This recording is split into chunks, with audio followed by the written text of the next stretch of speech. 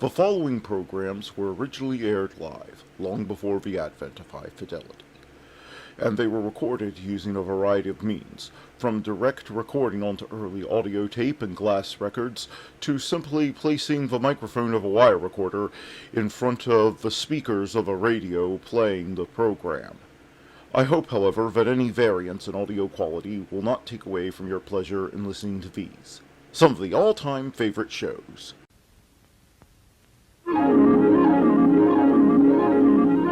The following program is brought to you in living color on NBC.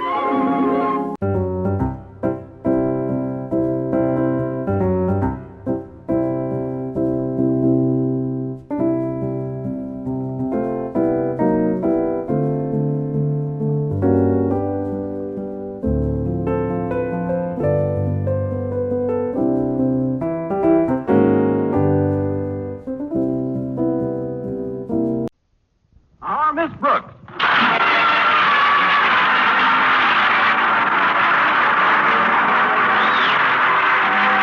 Yes, it's time once again for another comedy episode of Our Miss Brooks, under the direction of Al Lewis. Well, many of us are spending this Christmas Eve with our families and friends. But our Miss Brooks, who teaches English at Madison High School, isn't quite so fortunate. No, my family was too far away to visit, and it seems my friends had other plans. But I made up my mind not to brood about it, and I was trimming a rather tiny tree in our living room when Mrs. Davis, my landlady, joined me. That's quite a nice Christmas tree, Connie. It isn't really a Christmas tree, Mrs. Davis. It's called a friendship tree. You see, I trim it by putting all my greeting cards on the branches with strips of cellophane tape. Looks nice, doesn't it? Yes, it does. You certainly received some pretty cards this year. And the sentiments are so lovely. Look at this one I got from my principal. Mr. Conklin, what does it say, dear? It's very heartwarming, Mrs. Davis. It says, to Miss Brooks, may the coming year bring you much more efficiency in your work. Signed, O. Conklin. Oh, I can hardly believe it's Christmas time again. What happy memories I have of the earlier Christmases. There was one I'll never forget. I was just 8 years old, and when I tiptoed into the living room, there was my father standing by the tree. The minute he saw me, his eyes crinkled up, and he started to laugh, so that his big white beard and his huge paunch just shook with glee. Your father was made up as Santa Claus? No, he always looked that way. But to get back to the present, Connie, I'd love to stay here and celebrate Christmas Eve with you, but I promised my sister Angela I'd come over to her place. You remember Angela, the absent-minded one? Oh, certainly, Mrs. Davis. She always got a big thrill out of the holidays, too, even when we were girls. Of course, the poor dear could never remember when it was actually Christmas.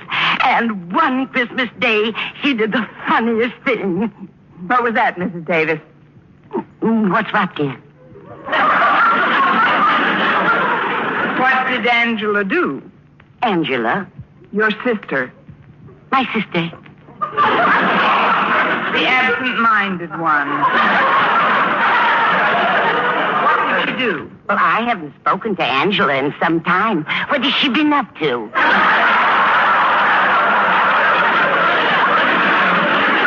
I wish I knew.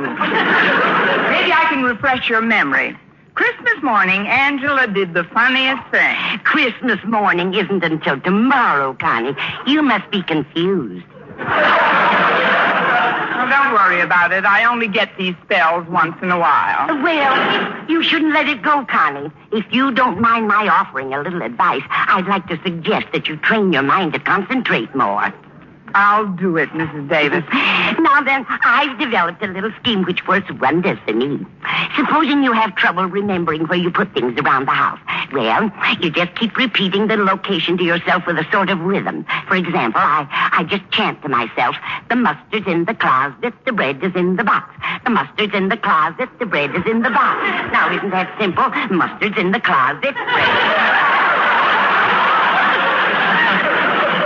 Wonderful, Mrs. Davis. If anybody wants a mustard sandwich, you're really ready. Yes.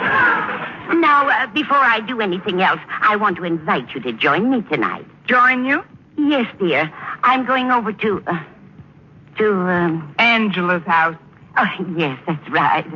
Oh, she's so cute with that little absent mind of hers. Why, sometimes she forgets what she was talking about right in the middle of it. Oh, dear me, I hope there's enough milk for the cat. Well, I'm sure if we... But then maybe someday. Or if it doesn't seem to. And that's why I can't join you tonight. But thanks anyway, Mrs. Davis. I'll just spend a quiet evening at home here. But how about Mr. Boynton?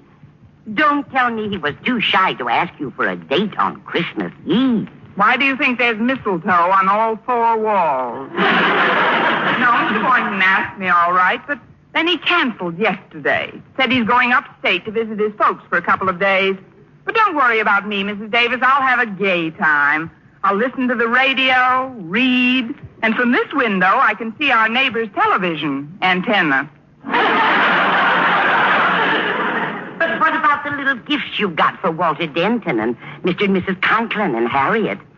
When are you going to deliver them? They told me not to bother. They said we'd exchange on the 26th. The 26th? But I don't think the day after Christmas is the time to exchange gifts. You don't? You should see the department stores. What's that, Mrs. Davis? Oh, it's Minerva. Where are you, dear?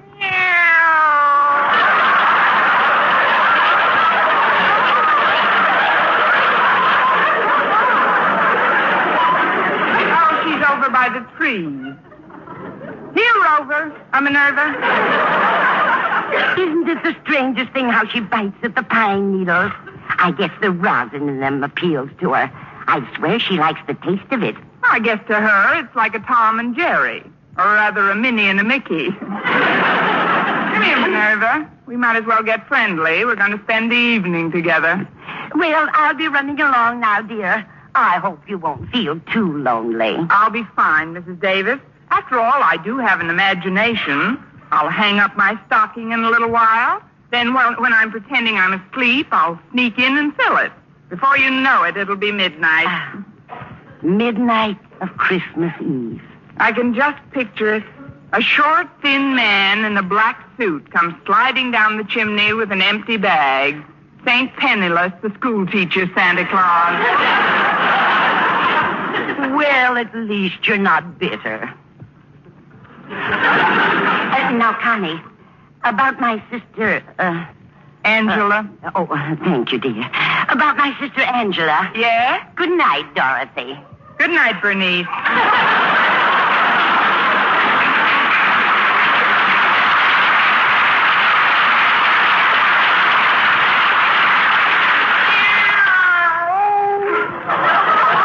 Oh, stop drinking those pine needles, Minerva.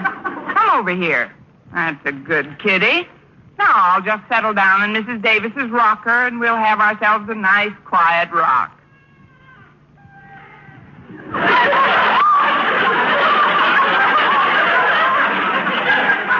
I've got to exercise more. My bones are rusting. Oh, it's the rocker. It's kind of soothing at that. You seem contented enough, Minerva. It was the night before Christmas, and all through the house, not a creature was stirring, not even a mouse. Sorry, Minerva. I didn't mean to catch you. Oh, gosh, I'm sleepy. Now, who can that be? Expecting anyone, Minerva? That's funny. Nobody's here. I'm here. Where? Oh, leaning on my knee. What can I do for you? I'm a salesman, but I don't believe in giving any sales talk or sob stories. All I do is tell you what I'm selling. And if you want to buy, okay. If not, okay. Okay, what are you selling? Well, it's Christmas Eve. I'm just a small urchin, a little on the underprivileged side. I'm trying to make a few dollars to get some wood to heat our tiny apartment. So while she's singing to my 3 sick sisters, my mother's lips don't turn blue. That's what I like, no sob stories. If you're selling handkerchiefs, I'll take 6. No, ma'am. I'm selling Christmas trees. They're only $1 a piece. Oh, I've already got a tree. So I'll make it 50 cents. But I don't need How about a a quarter? Look, little boy. I can arrange payments. Please take one, ma'am. These aren't ordinary trees, you know. They're magic. Magic? Yes, ma'am. You'd be surprised what miracles will happen if you buy one. Well, a quarter isn't too much to pay for a miracle. It's 50 cents. I thought you said 25. That's when you sounded tougher to sell. Oh. Well, before I melt down to my coal buttons and the stovepipe hat, here's 50 cents. You won't be sorry, ma'am. Here's a little tree.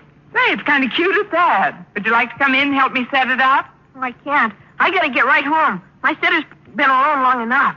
Sitter? What about your mother and the firewood? That's just a routine. My folks are attending a dinner the other bank presidents are giving for father. With the pitch you've got, you'll have your own bank by the time you're 12. Thanks a lot. Good night, lady, and Merry Christmas. Same to you, you little underprivileged millionaire. I'll put this tree over here. Maybe we can find some extra trimmings for it in the morning. Meow. Minerva, will you stop gnawing on those pine needles? I wish I knew what made them so appetizing to us. Meow.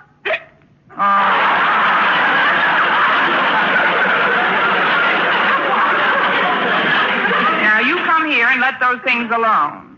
There we are. Well, I guess I'm not the only one that's spending Christmas Eve alone without family or friends. But who can tell? Maybe Santa Claus has something up his big red sleeve that I don't even know about yet. Of course, I do have a squeaky rocker and Minerva. Jingle bells, and merry, stuff like that. Oh, what fun it is to rock with a big fat drunken cat.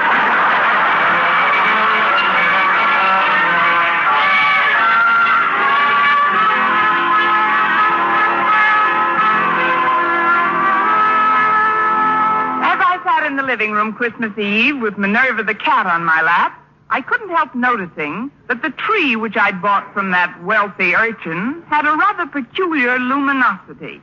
Although there wasn't any artificial illumination, it seemed to glow from deep down in its branches. As I rocked back and forth, I started to get very drowsy. Oh, the little boy said this tree was magic, Minerva. I don't believe it either. Still, it is Christmas Eve, and some very strange things have happened on Christmas Eve.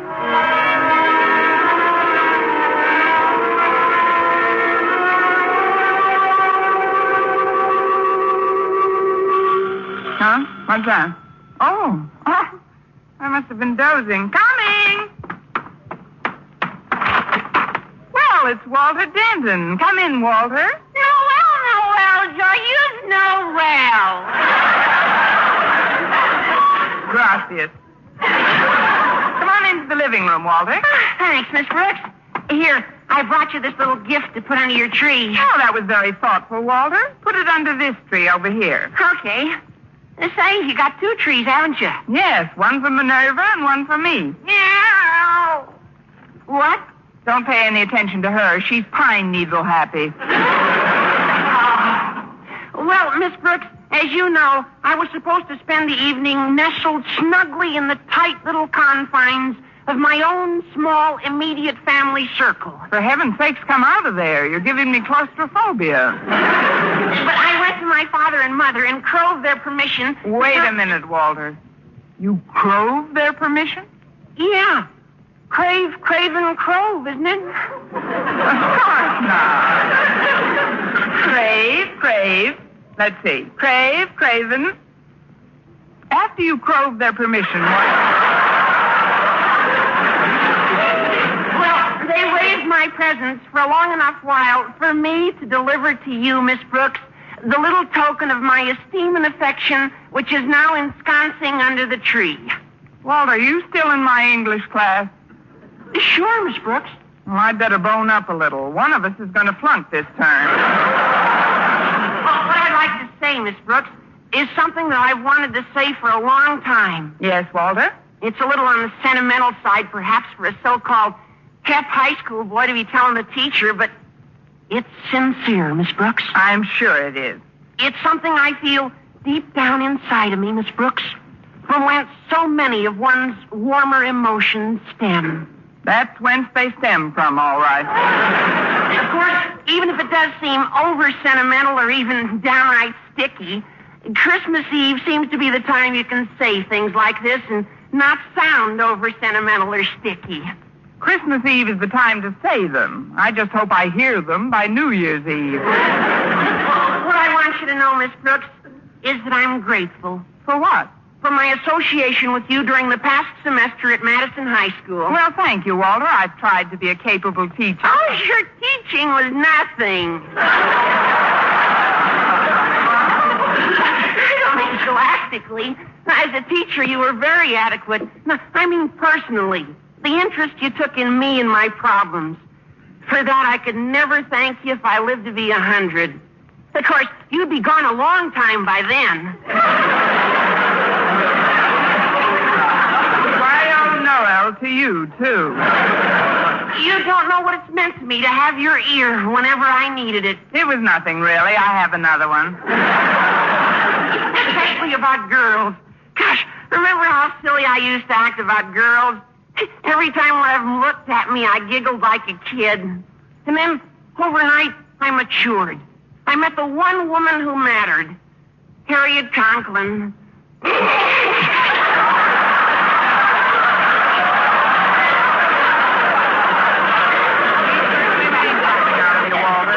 I don't know what, but something.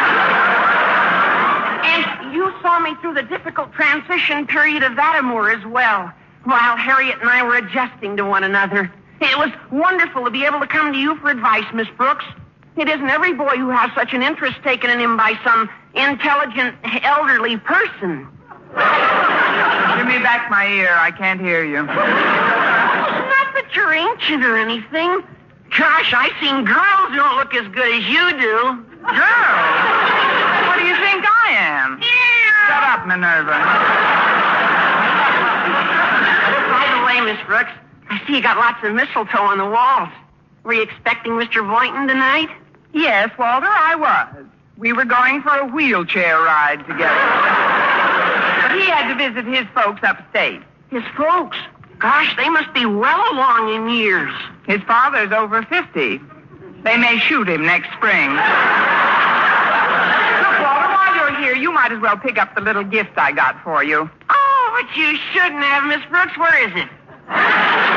Under the tree on your right. It isn't much, just a remembrance. Oh, gee, I almost forgot. I can't open it yet. Why not? Oh, you mean you want to put it under your tree at home and open it with your family? Well, not exactly, but well, I'll get it later, Miss Brooks. There they are now. I'll answer it. There who are now? Come on in, folks. She was all alone when I got here. It's really a surprise, isn't it? We should have stayed home Christmas Eve. Besides, it's freezing out.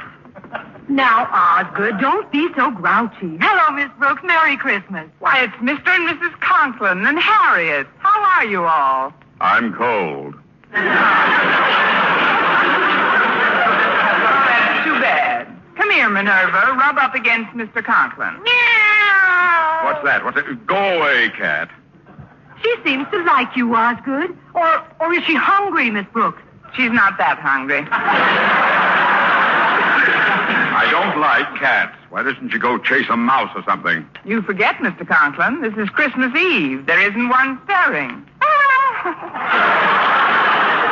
Say, Harriet. Yes, Walter? There's a lot of mistletoe around this room. I know. It's real pretty. Osgood, notice all the mistletoe in this room? What? Oh, that green stuff. Often than not, it makes me sneeze. Oh, come on, Osgood. Let's see if it does. Oh, now, Martha, don't embarrass me. I don't like that. It doesn't make you sneeze, does it, Harriet? I'm willing to find out. Here's a nice wreath of it on this wall. Yeah. Well, here we are. Yes, here we are.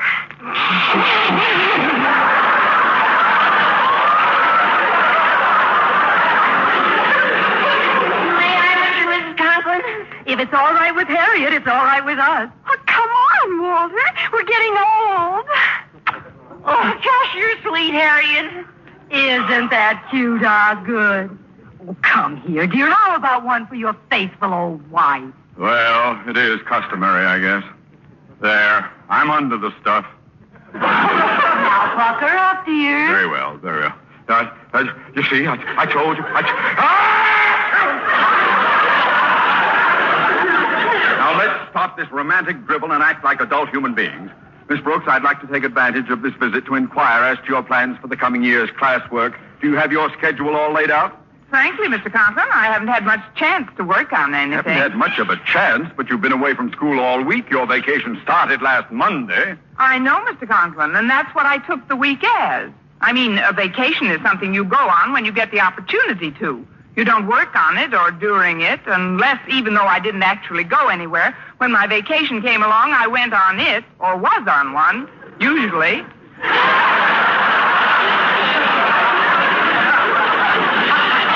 And you wanted to be the head of the English department. Please, Osgood, this is no time to talk of school affairs. We're here to spend part of our holiday with Miss Brooks. It was very nice of you to think about me, Mrs. Conklin. It was nice of all of you. I want to...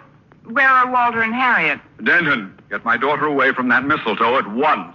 Well, Mr. Conklin, Harriet isn't allergic to mistletoe. No, but I'm allergic to you. Harriet's almost irresistible sometimes, especially alongside of older women like Mrs. Conklin and Miss Brooks. Sounds like the bell. I'll get it. Why, Mr. Boynton, come in. Oh, thanks, Miss Brooks. But I thought you were going upstate to see your folks. I was, but they sent me a wire that they wanted to come here for about a week or so. They'll arrive in the morning, so I thought I'd drop this little gift off for you tonight. Oh, but you shouldn't have. Where is it? Let's just put it under the tree in the living room. Look who's here, everybody. Well, it's Mr. Boynton. Hi there, Mr. B. This is nice. Hello, Boynton. Pretty cold out, isn't it? Hello, folks. This is beginning to get more like Christmas Eve every minute. Sit down, Mr. Boynton. I'm certainly glad your folks decided to visit you instead of vice versa. So am I. There's a particularly good reason why I'm glad. There is? Yes. It gives me a chance to see how my guinea pigs are affected by this cold snap. They haven't reacted at all. What do you expect them to do? Blow on their paws? Brooks, have you pointed out the mistletoe to Mr. Boynton? Why don't you stop that nonsense, Martha? It isn't nonsense. Mr. Boynton, look at the mistletoe. Mistletoe? Oh, yes. A very interesting example of the flora found in various areas throughout the globe. An evergreen parasitic shrub, it is indigenous to the regions where apple trees and oaks abound. Now that the lecture is over, may we ask questions? Certainly, Miss Brooks. Want to stand under it?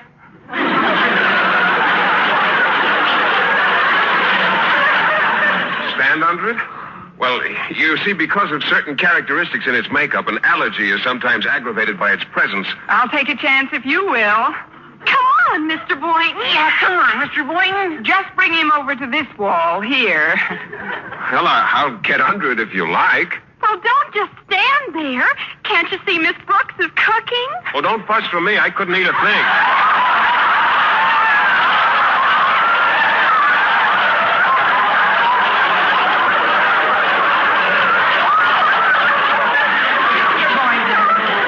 Don't you know what standing under the mistletoe signifies? Well, I know what it signifies to most people, but to me, it's... Well, there goes 85 cents worth of mistletoe. I know what let's do. Let's open up the presents right now. Wow, splendid suggestion, Walter. Shouldn't we wait until just before we leave? Might be less embarrassing that way. Well, if you want to open them now... Golly, this one tree's pretty crowded. I'll put some of these packages under this little one over here. Oh, look out, Walter. You're bumping into one of the branches. Look out.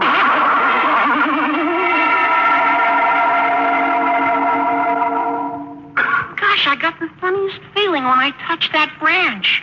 What kind of a feeling, Walter? Well, you're Harriet Conklin, aren't you? Well, sure, I'm Harriet Conklin. Walter, what's the matter with you? Nothing. Nothing's the matter with me. It's just that I want to tell you something. Harriet, you've got to change. You ought to try to be more like Miss Brooks.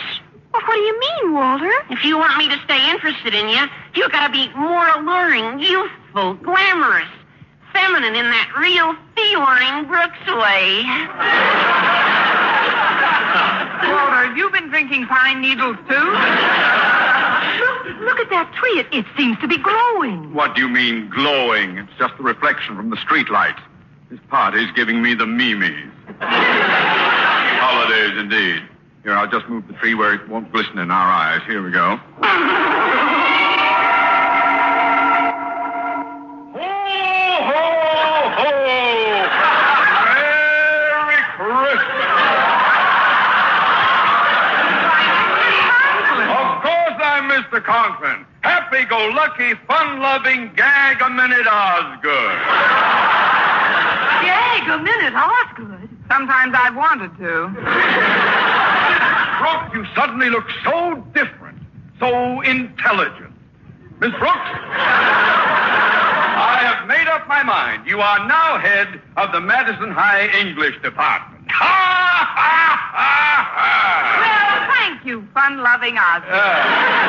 I'm going to put this wonderful tree where it belongs, right in the center of the room. Give me a hand, Boynton. Yes, sir, Mr. Conklin. I'll just take this end here and...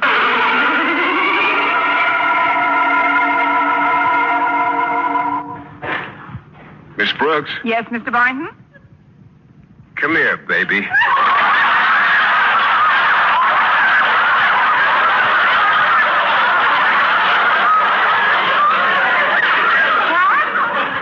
I said, come here, Connie. You did not. You said, come here, baby, and I'm here. Look, he's taking her over to the mistletoe. Isn't it wonderful? What are you going to do, Mr. Boynton? Just call me Phil, Connie. And this is what I'm going to do.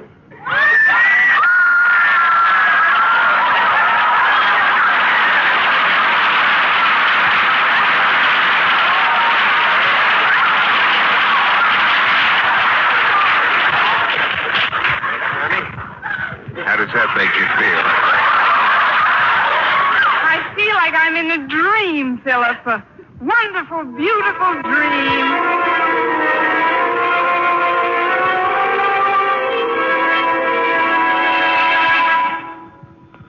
Mr. Boynton.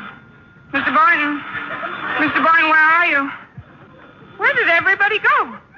Oh, I must have been dreaming. Well, that's real enough. I'll be right there. Oh, sorry, Minerva. I didn't mean to drop you. Merry Christmas, Miss Roy. Merry Christmas. I'm cold. Why, it's the Conklins and Walter and Mr. Boynton. But you all just left. I mean, come in. We thought it would be nice if we spent our Christmas Eve together, Miss Brooks. Yes, and we brought a few little gifts over for you. Now, I'll just put him under this tree here. Yes, do that, Walter. Aren't you going to ask me why I didn't go upstate, Miss Brooks? I know why, Mr. Boynton. Your folks are coming down to see you. How did you know that? I just got the telegram. Don't let's get too carried away with the holidays. We've got to prepare for a hard school season ahead, Miss Brooks. Oh, let's not talk about school affairs now, Osgood. Walter, look at the mistletoe. Yeah, look at it. Now, just a minute before we go through all that again. Would you please touch the tree, Mr. Boynton? The one on the left with the... Why, it's gone. There's only one tree. Miss Brooks, are you all right? Of course I'm all right. Could I have dreamt that part, too? Mr. Boynton, would you do me a favor, please? Oh, of course, Miss Brooks. What is it? Would you touch the Christmas tree? Touch it? Please, But it's important. all right. There. Nothing happened. What did you expect would happen? A miracle. Excuse me, I'll be right back. I'm Little Urchin, and I'm selling magic Christmas trees. But you just came Please here... buy one, lady. They only cost 50 cents apiece. 50 cents? That's right. Here's $2. Give me 4 of them.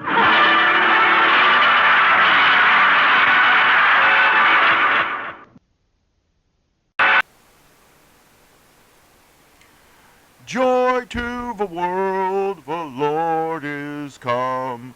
Let earth receive her King.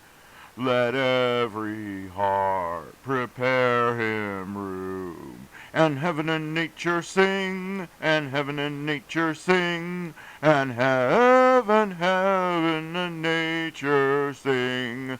Joy to the world, the Savior reigns. Let men their songs employ, while fields and floods, rocks, hills, and plains repeat the sounding joy, repeat the sounding joy, repeat the sounding joy. No more let sin and sorrows grow, nor thorns infest the ground. He comes to make his blessings flow, far as the curse is found, far as the curse is found, far as the curse is found. He rules the world with truth and grace, and makes the nations prove the glories of his righteousness, and wonders of his love, and wonders of his love, and wonders of his love, and wonders of his love.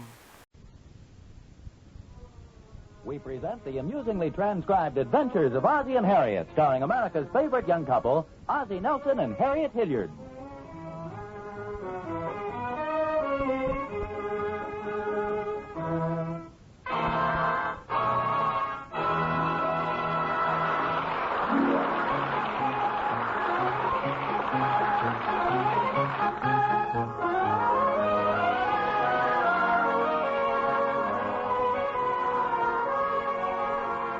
Say, things are pretty quiet in the Nelsons' living room for a Christmas night. There are Ozzie and Harriet relaxing in those two easy chairs, and the boys seem to have commandeered the sofa. Well, anyway, by the looks of those open gifts piled around the center of the tree, I'd say their Christmas has been pretty successful. And by the looks of those 3 unhitched belts stretched around the centers of the Nelson males, I'd say Harriet's Christmas dinner has been pretty successful, too. Oh, it sure was a swell dinner, Harriet. Yeah, it sure was, Mom. Well, thank you. Boy, am I full. I couldn't have had another drumstick if you'd paid me. Darn right we're later. Well, I'd say we all had our share. Ah, boy. I just want to sit here and relax. Do I get your new slippers for you, Pop? Oh, yeah, thanks, Rick. Well, they sure are swell slippers. Yeah, very nice. They cost $5.95. Ricky, Pop knows who gave them to him. Well, wait a minute. I'm not so sure, Dave. You see, the card says to Pop from Santa Claus. Hey, you didn't read the small print. Oh, let's see. Also known as Old St. Rick. Well, just to set the record straight, that perfume Santa gave me was very nice, Ricky. Oh, thanks, Mom. Well, David? Don't look at me, little man. I'm sending my thanks to the North Pole. Well, it certainly has been a nice Christmas for all of us, I'd say. I'll say it has. Yeah. Boy, I just wish it wasn't over. What are you complaining about? You spent all morning opening presents. Heck, I'm willing to work straight through the night. Well, as they say, all good things must come to an end. But Christmas is only half over as far as I'm concerned. We still got another whole week of Christmas vacation. Boy, no more school for 7 days. Yeah, no more presents for 364 days. I think you're a little ahead of yourself. We're still celebrating this Christmas. Heck, with the presents open and a big meal over, the celebration is kind of dead. Well, any way you look at it, fellas, we've had a very full and rewarding day. Why don't we all just sit back and enjoy a little peace and quiet? Well, that's enough of that. Come on, David, show me how to throw a curve with my new baseball. Why do you want to know how to throw curves? You always play right field. Not when it's my baseball. Okay, you win. Come on, Dave, I left the ball in the den. Has been a nice Christmas, hasn't it? Yeah, it certainly has. Well, it's like my mother used to say about Sunday dinners. They take so long to prepare, they're over before you know it. I suppose so. Well, Ricky had a point when he said the celebration was kind of dead now. Well, the anticipation is so great, I guess a normal letdown has to be expected. Yeah, even the Christmas tree looks a little forlorn. Yeah, the branches are drooping. The tree's getting old. We put it up pretty early this year. If Ricky'd had his way, it would have been up the day after Thanksgiving. Harry, don't you think Rick's making a little too much out of his gifts this year? Well, doesn't he always? Well, yes, but it seems to me he's losing a little of the real spirit of Christmas. I guess he is missing the point a bit, but that's to be expected. Well, David, too. All Christmas seems to mean to him is 2 weeks without school. Well, I'd say they're acting pretty normal for a couple of boys. Oh, I suppose so. But I don't think they realize what Christmas really stands for. Well, they're still young. It takes time to get the real Christmas feeling. Yeah, I suppose you're right. Anyway, it's nothing to worry about. You know, that big dinner of yours certainly helped to give me the old Christmas feeling. Well, I'm glad. I'm not sure I am. I think I'll take a little walk around outside before I fall asleep.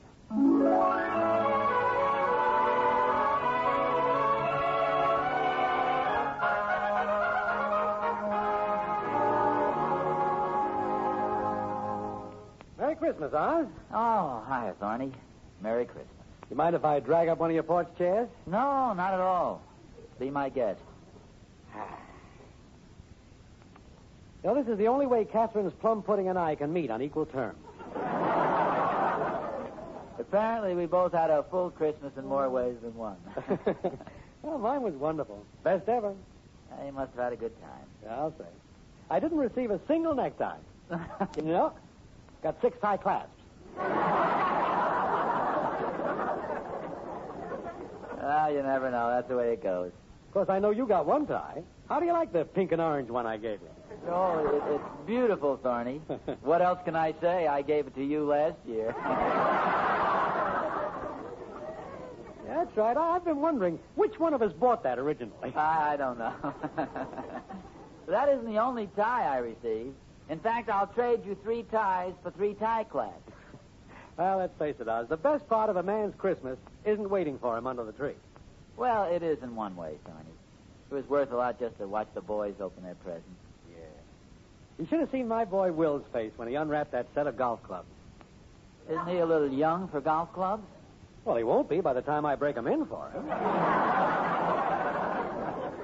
You know, I think you deserve those tie clasps. Oh, Will did all right. I just didn't want to put from thorny to thorny on the clubs. That's all.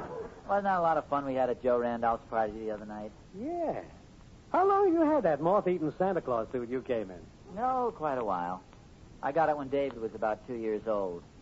I used to pretend I was Santa Claus, and David used to pretend he believed it. It was a big success the other night. You certainly added an air to the party. Well, the suit has been in mothballs for years. That was a pretty cute idea Joe had. All of us adults exchanging dollar-limit toys. Yeah. Only Ricky still doesn't understand why Harriet came home with a toy iron, or how I happened to show up with a big rubber duck that honked. What did you get? Well, I'd rather not say. Besides, who ever heard of a toy tie class?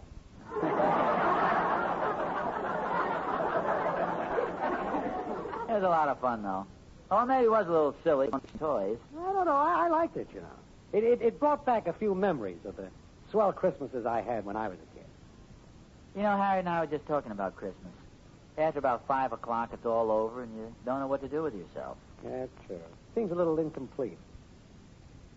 I think I'll go have that other piece of pie. No, that's a fine solution. Just seems to me we could do something more in the spirit of the occasion. Okay. Let's take a little snooze, and I'll snore you a chorus of jingle bells. No, that's hardly what I mean. I feel like living it up a little. Hey, I've got it. What? I think I'll go in the house and honk my new rubber duck.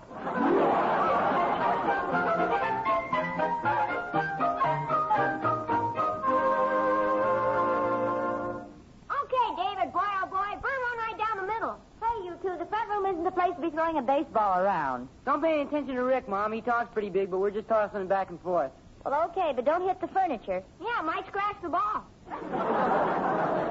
I know it's new, but aren't you being a little overcautious with that ball? I'll say he is. You wanted me to wash my hands first. Come on, David, burn it in. Okay, here it comes. Put it right here, boy, right in the old groove. Ouch. Stop throwing it so hard. That's what you said to do. What do you listen to me for? underhanded toss. Well, if I may make a suggestion, Ricky, why don't you use your new catcher's mitt? What catcher's mitt? For goodness sakes, don't tell me you got so many presents you can't remember them all. I don't remember getting a catcher's mitt. But I sure wish I did. I don't think I saw him open it, Mom. Come to think of it, I don't either. Did you really get me one? Well, of course we did. I distinctly recall putting it under the tree. Oh, boy!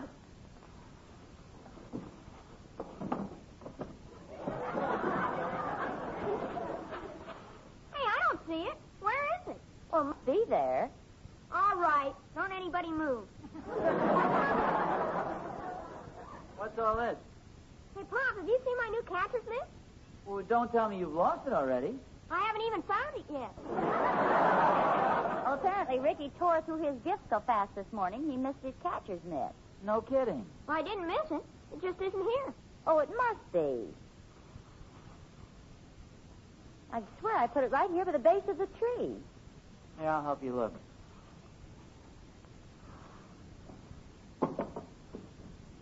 Well, it doesn't seem to be around here anywhere. It's not behind the tree.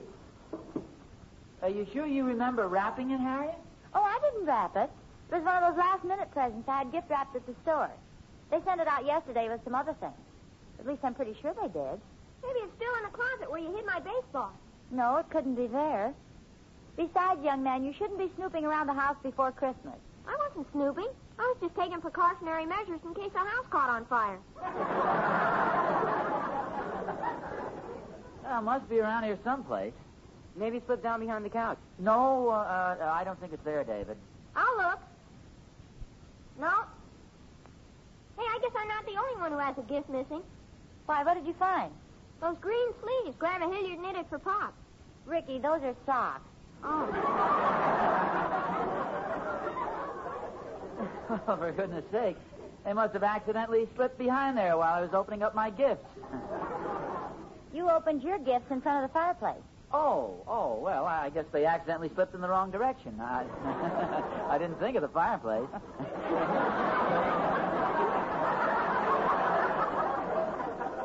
That's a fine way to talk. Hey, you changed the subject away from my catcher's mitt. So we're still looking, Rick. This is the silliest thing. Say, it's probably just a wild thought. The odds are against us.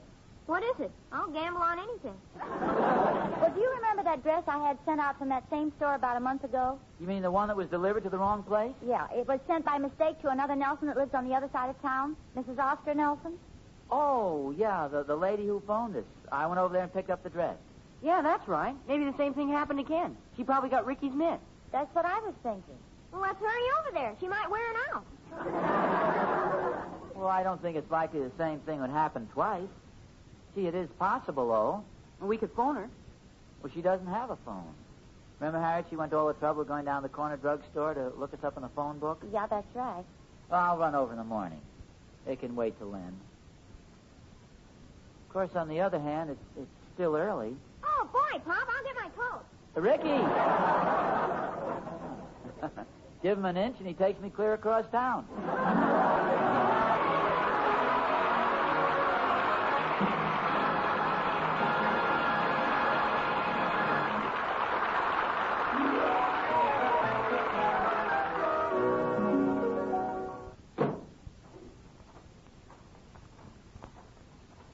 You think my catcher's mitt is here, Pop? Well, let's hope so. A little longer drive over here than I thought it was. That's a pretty old house, huh, Pop? Well, this isn't the newest part of town, son. Looks very nice, though. How's this work? You spin the little handle. Hey, that's pretty neat. You don't even need electricity. I wonder what they'll think of next. Yes? Mrs. Nelson? Yes. Well, I'm Mr. Nelson. That is, I'm Mr. Ozzie Nelson. Oh, certainly. You're the gentleman that came to pick up a package about a month ago. Yes, that's right. Oh, my goodness, here I keep you standing out in the cold. Won't you come in? Oh, yeah, thank you. This is my son, Ricky. Hello, Ricky. Hello, Mrs. Nelson. Well, this is probably sort of a shot in the dark, but Ricky was supposed to get a new catcher's mitt for Christmas, but the package seems to have been lost someplace, and naturally he's a little concerned about it. We thought maybe they made another mistake and delivered it to you. Oh, I see. Well, I'm sorry to disappoint you, Ricky, but nothing like that's been delivered here. We thought maybe it arrived here and you didn't know what it was or something. Oh, no, I'm afraid not. It's just a shot in the dark. We really shouldn't have bothered you on Christmas night, but you know how kids are about their gifts. Indeed, I do. I have 2 of my own. Kathy's just 2 and Jimmy's 5. Oh, well, that's a pretty interesting age. I'll bet you and your husband are awfully proud of them. Well, my husband passed away just about a year ago. Oh, I'm sorry. That's a shame. Yes, those things are kind of hard to understand sometimes, but the children and I have had a nice Christmas together. See, that's good. We're thankful that we're all healthy.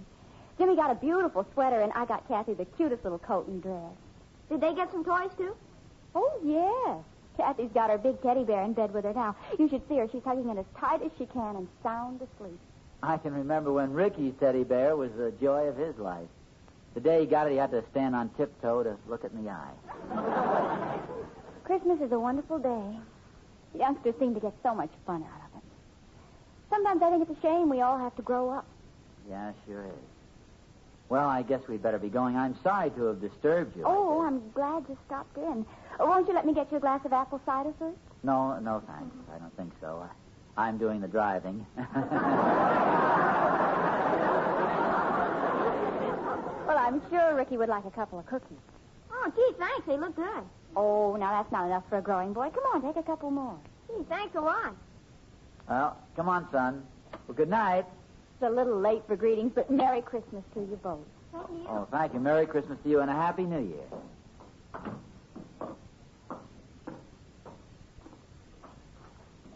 Gee, this cookie sure is good. I don't think I ever tasted this kind before. Well, that's a special kind, Ricky. It's got a lot more in it than most cookies. What else, Pa? Well, you might call it Christmas cheer.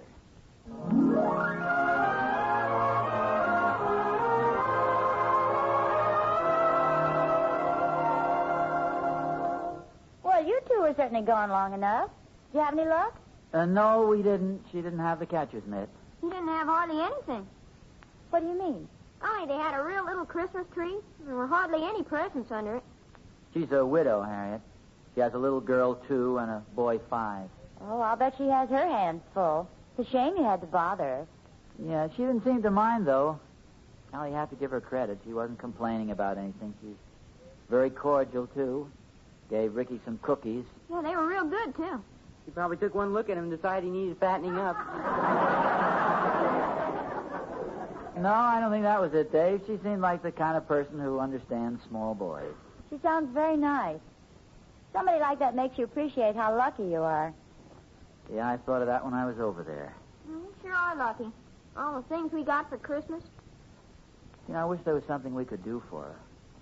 She was very brave about it, but I really don't think they had much of a Christmas over there. Maybe we can do something. Yeah, I wish we could. The stores are all closed. Do you have any suggestions? Well, there's a nice big ham in the freezer.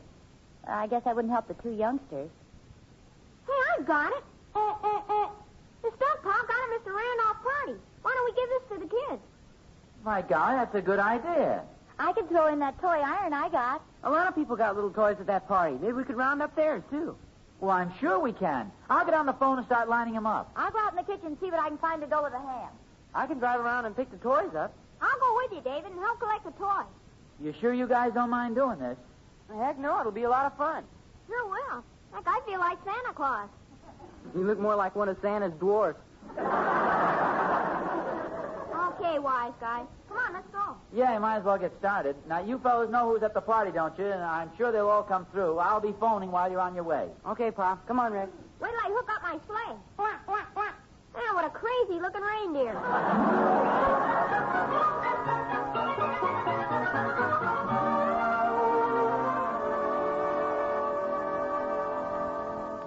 I've got all the food packed, dear. How did you do? Oh, fine. Everybody came through. They're all going to rewrap the toys, so we won't have to do it. Oh, good. Dave and Ricky should be back for very long, shouldn't they? Oh, sure. They've already been in a couple of houses I called. Did everyone seem willing to give their toys? Oh, very much so. You know, Harriet, I think everybody I talked to sort of brightened up when I told them what we wanted to do. Well, maybe they had the same feeling about Christmas that we did earlier this evening. Oh, it did seem like something was missing, didn't it? Now there's hardly enough Christmas left to get it all in. I don't mind admitting that I'll go to bed feeling a lot happier and warmer inside. You know what pleases me is the way the boys pitched in on this thing. I'm very proud of them. It's as if they'd suddenly grown up a little more. In fact, I guess we've all gained a little insight into Christmas. We sure have. Say, while we're waiting for the boys, why don't I help you clean up some of the wrappings and stuff under the tree? Lead on, kind sir. I'm always willing to accept an offer like that. All right, look at all this ribbon and stuff. Ozzie, look. What's the matter? This package, it's Ricky's mitt. Look at the things. It must have been right under the tree all the time. Well, Harriet, we all looked under there. I know it. It doesn't seem possible. We all could have missed it. It's practically in plain sight. Well, I'll be darned. I don't know why we didn't see it.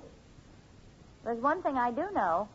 I know that because we didn't see it sooner, two small youngsters and their mother are going to be a lot happier this Christmas. Well, we got the car loaded with all the stuff. I'll bet we got more than a dozen presents. Mrs. Dunkel sent along a big jar of cranberry sauce. Yeah, and Mrs. Thornberry gave us a big mince pie. And Mr. Thornberry threw in a real neat blanket. He said it was just an old one they didn't need, but he wasn't fooling us. Heck no. There was still some tinsel left on it from under his tree. Well, that's wonderful, fellas. We've got a little surprise for you, too, Ricky. We found this while you were gone. Got your name on it. Yeah, I bet you it's my cancer's mitt. Golly, look at this, David. What a neat mitt. You really like it? Do I? This is what I wanted most. See, when I didn't get it this morning, I thought maybe you were mad at me for something. No, nothing like that, Rick. Golly, thanks a lot, Mom, Pop. Hey, where'd you find it? Well, believe it or not, it was right under the tree all the time. It couldn't have been. We agree, but it was. Golly. Anyhow, you've got it. Boy, this is sure going to come in handy. Say, I hate to break this up, but don't you think we'd better take all the things we've collected over to Mrs. Nelson? Yeah, we'd better get going. I bet this is one night she won't mind waking the kids up. Pop? What is it, Dave?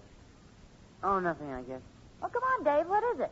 Well, I was thinking while we were collecting the presents, would you think it was silly if I put on the Santa Claus suit and sort of played the part for the kids? Well, I think it'd be wonderful. I thought maybe Mrs. Nelson could tell the kids that Santa had an awful lot of stuff to deliver and was just a little late getting there. Why don't you hurry upstairs and put it on? It's in my closet. Oh, good. I'll be right down. That was a nice idea. Yeah, it sure was. Well, come on, Rick. Let's get this stuff in the car. Pop? Yeah? It was funny the way my catcher's mitt just seemed to turn up. Yeah, it's very peculiar. Well, you can hardly believe it. Yeah? Well, Mrs. Nelson's son, Jimmy, is only 5, but if it's okay, I'd like to give him my catcher's mitt. Well, that's very generous, Ricky, but he's pretty young. Yeah, but he'll grow fast, too. Besides, I had a swell Christmas even before I knew about the mitt. And the way it turned out. Yeah, I don't feel it really should belong to me. I'll wrap it up for you. Well, Mom, I'll take this ham and stuff out to the car. Jingle bells, jingle bells, jingle all. You know what, dear? I have a suspicion that our boys are growing into young men. Very nice young men. Yeah, I have a suspicion you're right. Harriet, remember what you said about that lost gift being responsible for 3 people being much happier this Christmas? Yes. Well, you were too conservative. I know 4 people right here and a lot of swell neighbors who will never have a nicer Christmas.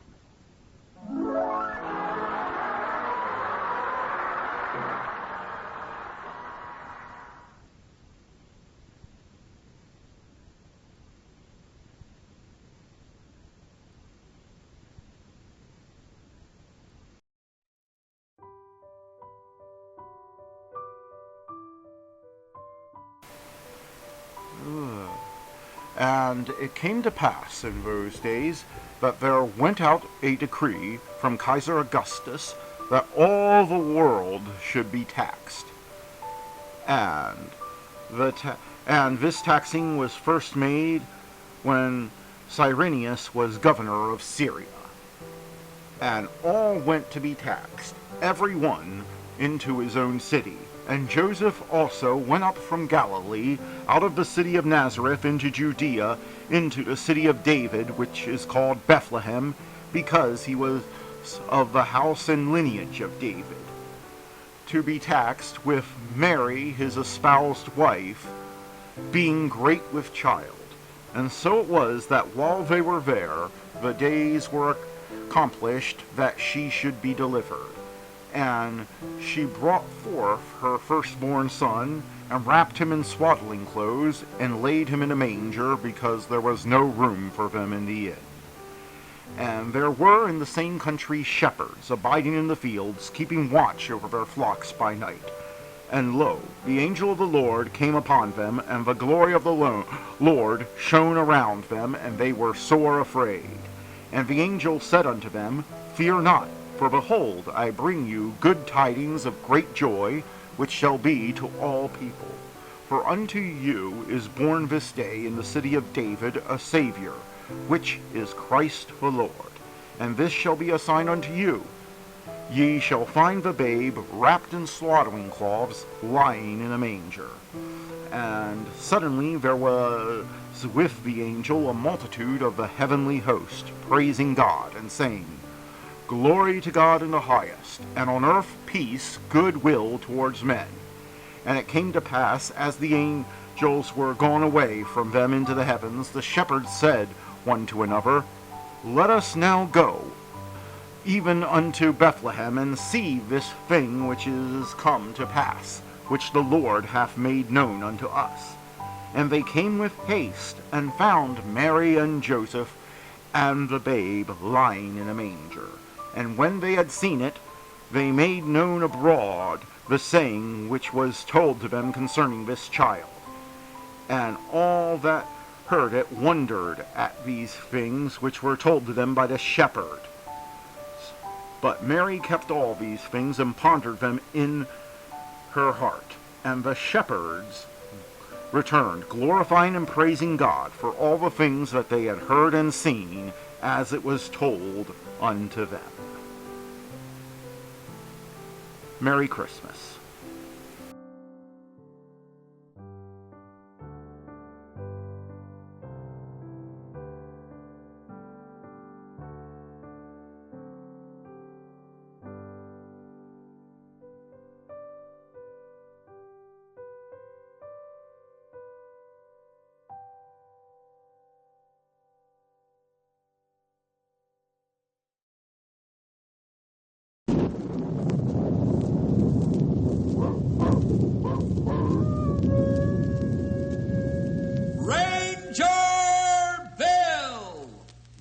Of the woodland.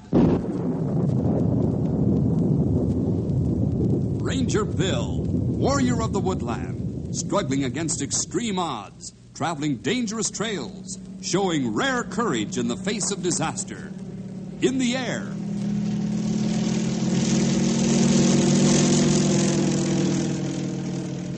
On horseback.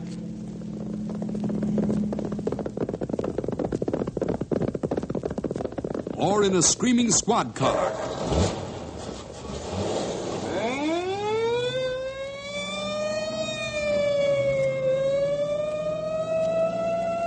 Ranger Bill, his mind alert, a ready smile, unswerving, loyal to his mission. And all this in exchange for the satisfaction and pride of a job well done.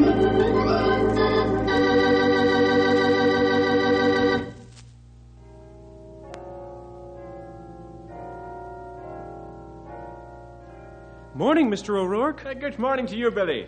Going to Sunday school, huh? You listen to your teacher now. I will. I have to. Well, so did I when I was your age. Hello, Officer O'Rourke. Top of the morning to you, Sally. Aren't you coming to church today? No, not today, child. Patrick O'Rourke has the duty this Sunday. Good morning, Patrick. Good morning, Gretchen. And a fine morning it is. Yeah, 'tis a beautiful Sunday. Yes, and the chimes warm me old Irish heart. How your husband keeps playing so beautifully all these years is a mystery to me. How does Herman do it? It's an old profession, Patrick. I'm glad you liked him so well. Like him? I love him.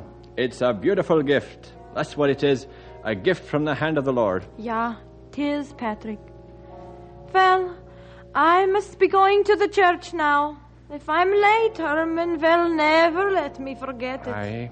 Say, has Herman got an apprentice in training to take his place just in case anything happens to him? He's been thinking about it, and I've been after him to get one. His rheumatism seems to be getting worse all the time. He'd better do that. It'd break me heart if the bells broke down. It sure would break me heart.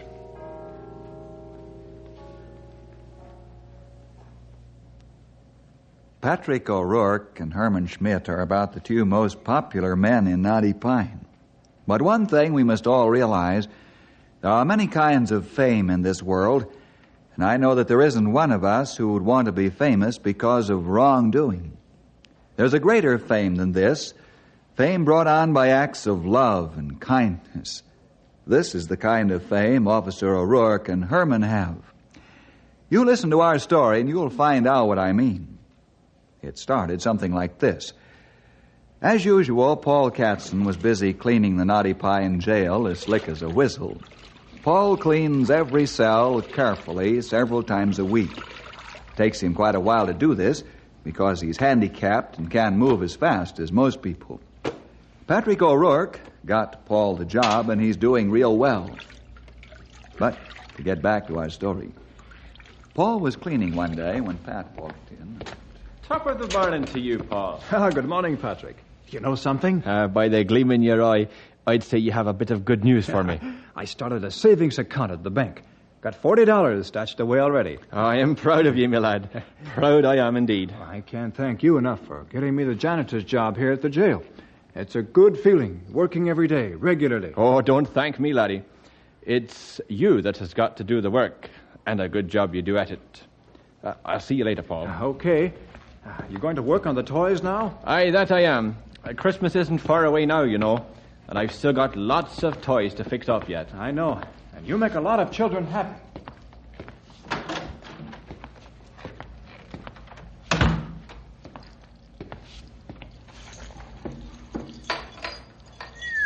Now, there's a fine-looking drum if I ever seen one. Should make a little soldier happy enough.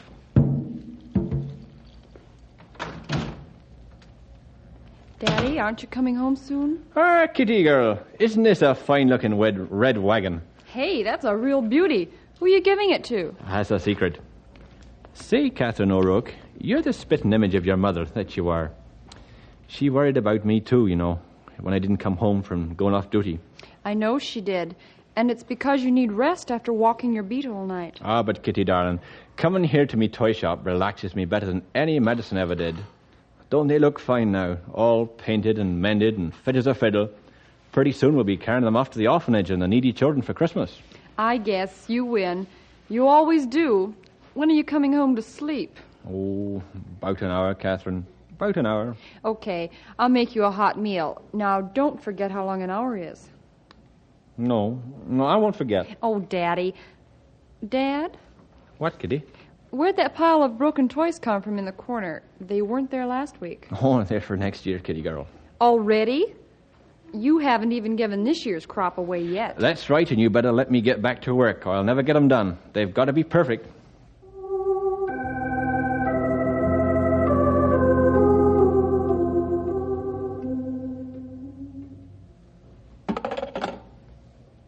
Let me see. I'd better write that down now so I will not forget.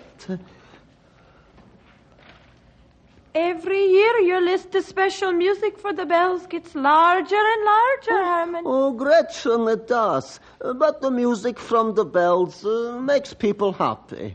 There is so much sadness in this world that we should try to bring a little joy.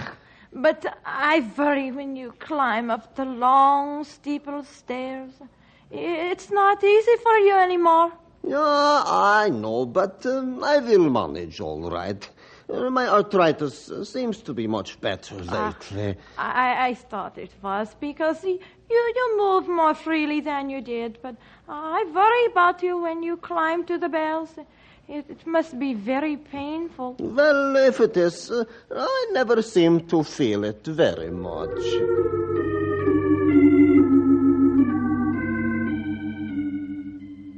Now you know something about these two men, their unselfish love and personal contributions to others. One afternoon, the boys and I were sitting in the office. It was late. We were catching our breath after returning from a rough and tough week of feeding thousands of animals made foodless by deep snow. Grey Wolf slumped in his chair and said, I'm glad that over. You mean over until they eat it all up? That is truth you speak, Stumpy. You know it, sonny, you know it. I've never been so cold for so long in all my born days. Even the marrow in my bones has got lumps of ice in it. It's marrow in your bones, old-timer, not marrow. You see, I'm cold so clean through, can't even talk straight. Oh, Stumpy. It looks like more snow, too. Hey, Bill, there's a crowd gathering down the street. What? Huh? Oh, well, wonder what's happened now. Well, they look like somebody lay on ground. Hey, that's a police officer on the ground. You're right.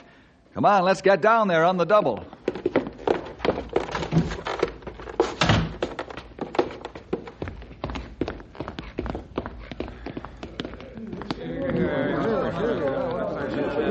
Hey, let the Rangers through. Step aside, please. Hey, it's Pat. He looks real bad. He sure does. We better get an ambulance and a doctor right away. Right, I'll go back and call from the office. Oh, we already did, Bill. They're on their way. Yep, they sure are. I can see the flash here coming up the street. Ah, that's good. Pretty soon we have poor fellow in hospital.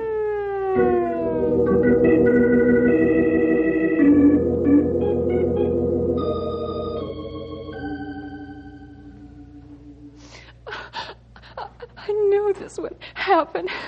He overworks himself on those toys, those miserable toys, just to make a few children happy. Oh, they can rot in that workshop for all I care. You don't really mean that, do you, Kitty? Making the children and other people happy is Pat's hobby.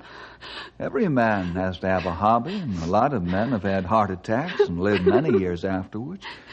You wouldn't deny your father the joy he gets from fixing the toys for the children, making folks happy, would you? Bill, I'm sorry, but Dad isn't even middle-aged anymore. He's getting up in years. Always wanted him to retire for at least 5 years. He's worked so hard all his life.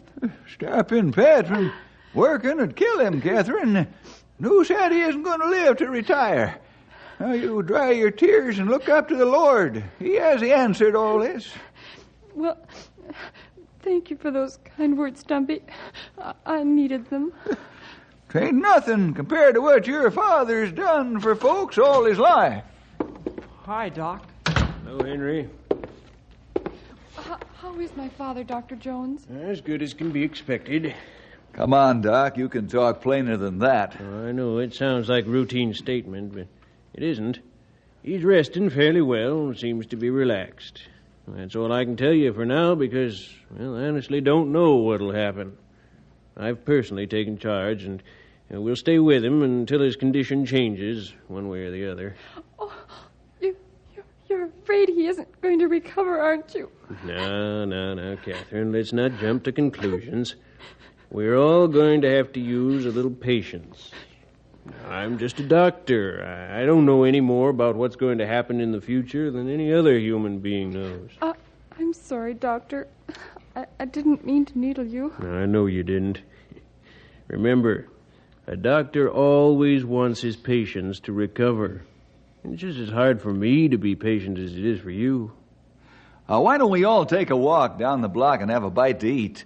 We'll feel better, and it'll help pass the time. It's a fine idea. But you better use the back door of the hospital. Why the back door? Well, the lobby is jammed full of people who come to see Pat. Oh, my goodness. I don't want to talk to all those people. Not now. Well, you gotta tell him something, Catherine. Come on, we'll help you.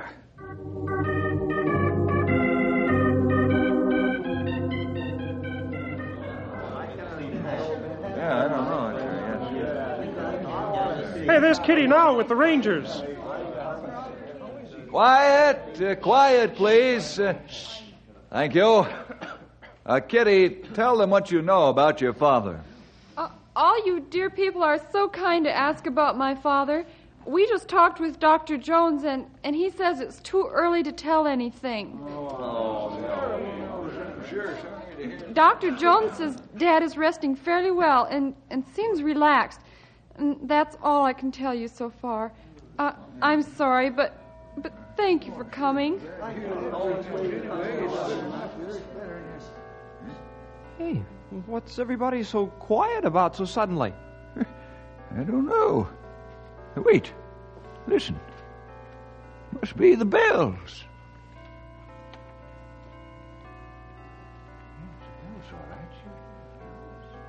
Now let's go outside and listen.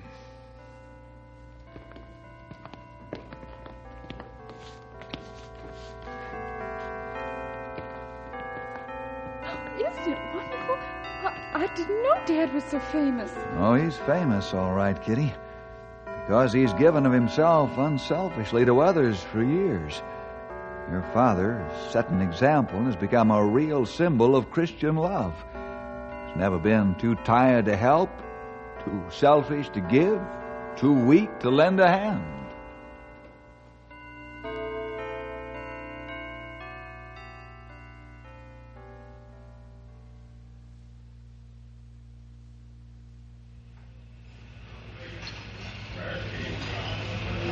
Kitty, you hardly eat at all. I can't, Grey Wolf. I haven't any appetite. All those people, it's so wonderful. I just wish Mother was alive to experience this, too. Your mother, fine woman. She would have been very proud, too. You going to tell your brothers about their father? Yes, as soon as we leave here. I'll send telegrams from the hospital. The 5 little O'Rourkes, as he called the boys. Now all grown men. Bill, there's Mrs. Schmidt, and she looks frightened. Oh. Gretchen! Gretchen! Oh, thank goodness you're here. They told me at the hospital I find you here. Catherine, I'm so sorry about Pat. It's about Pat that I need help. Why? What's wrong? Sit down here. Tell us all about it. Herman is in one of his bad arthritis attacks again. Oh, how terrible. This one is the worst he's ever had. Who played the bells, Gretchen? Herman.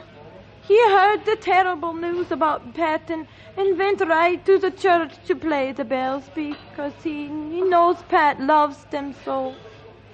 Oh, isn't he sweet and thoughtful? What about the bells? Why aren't they playing now? They're broken. Are you sure they're out of commission? Yeah, at least as far as I know. Herman was playing them when something went wrong. He tried to climb up to the belfry to fix them, but his arthritis pained him so he couldn't climb the ladder. Somehow he got home, and he's in bed now. Herman wants you to try and fix the bells. Henry, scoot over and get a squad car, will you? Yeah, sure, I'll be right back. Don't worry, Gretchen. Bill will get them working again. Oh, I hope so, Kitty. Herman's so sure they help your father recover. And now with Christmas so close on us, and Herman's promised so many folks he played the bells for them. Oh, don't you worry. We'll get things fixed up all right before you know it. I wish I could feel as you, Stumpy, but I can't somehow. Those bells are so complicated, and it's impossible for Herman to get to the tower. He can't even get out of bed without screaming. That's plenty bad. But we do all we can to help. Henry will be here with the car in 5 minutes. Stumpy, you and Henry go back to the hospital with Kitty and keep me informed of Pat's condition. You understand? Yep, we sure do. Gretchen, Grey Wolf and I'll go back to your home with you and see what we can do to get the bells working. Dr. Jones. Oh, Kitty, Gretchen, fellas. Well, how'd you sneak up on us, Doc? It wasn't hard the way you were so engrossed. Gretchen, I'll try to see Herman as soon as possible. Pat has taken a turn for the worse. Oh, no. Now, let's not go off the deep end, Catherine. I want you to come to the hospital right away. You know, Pat keeps asking for the bells to play. They seem to give him the will to fight to live.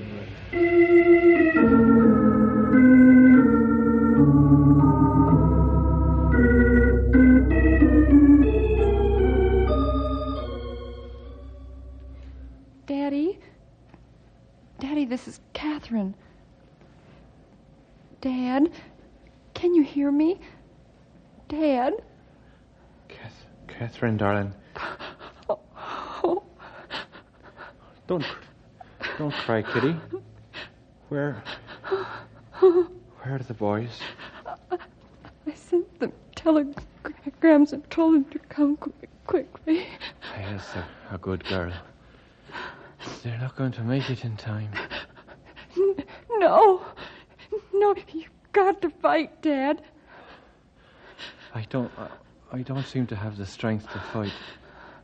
I'm tired, Kitty. What happened to the bells? They were so nice. The bells are broken and Herman can't move. It's too bad. They were so beautiful. Kitty, I'm tired. Would you pull the window shade down? Henry, get to the church and tell Bill he's got to get the bells fixed. They seem to be real important to Pat. Right away, Stumpy. Dad, why are the bells so important? They remind me of your mother. The toys, Dad. What about the toys and the children? I love them all and you, but I'm old and I'm tired, Kitty. Kitty, let him rest now. He's done quite a bit of talking, and it's draining what strength he's got left. All right, Doctor.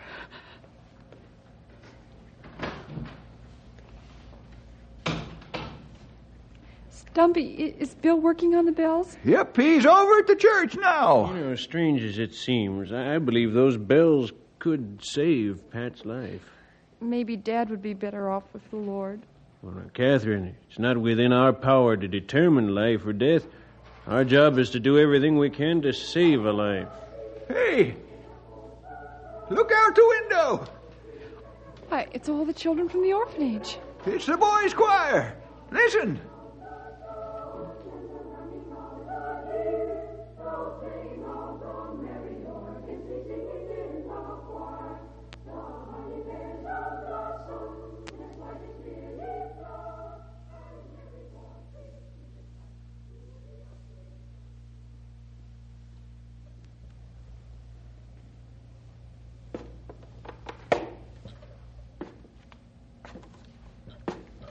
Gretchen?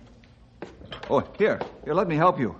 Oh, thank you, Bill. Oh, boy, coffee and sandwiches. Oh, you better clean grease off hands best you can, young fellow. What's a little grease among friends? Here, come on, give me the coffee. I'll pour. Here's a sandwich, Bill. Oh, thanks.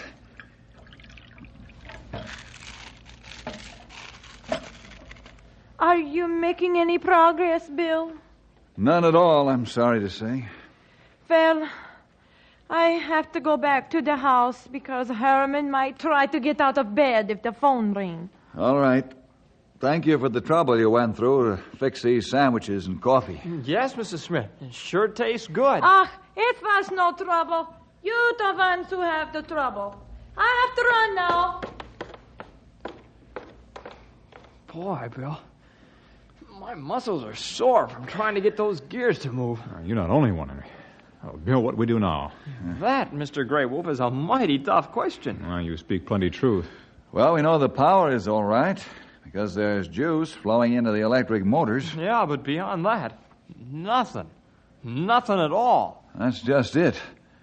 Maybe now that we've got some food in our stomachs, we can think better. Bill, let me turn on the motors once more and see what happens. Oh, maybe this time we get brainstorming and find out what's wrong. Okay, pal. Turn on the juice. Right. Here goes.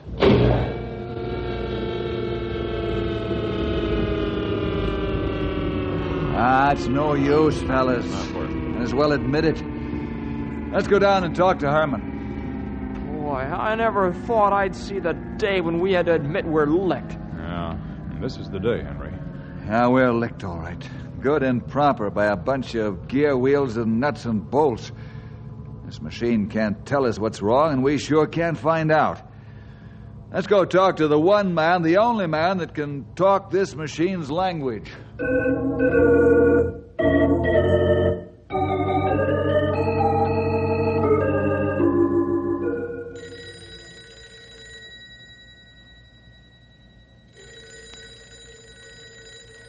Yeah? Yeah, hello. Just a minute. Bill? It's Stumpy. Grey Wolf, will you take it while Henry and I try to help Herman with this drawing? Oh, I do. Oh, what a disgusting thing, this arthritis. I cannot even hold a pencil. Patience, Herman, patience. Bill, I want to talk to you in private. Oh, sure, right away, Grey Wolf. If it is bad news, I want to hear it too. It is bad news, is it not, Grey Wolf? Yes. Pat is very low. Expect him to live only a few hours. Oh. Stop to say Kitty wants you to come to hospital at once. All right. We'll leave right away. Let's go, fellas.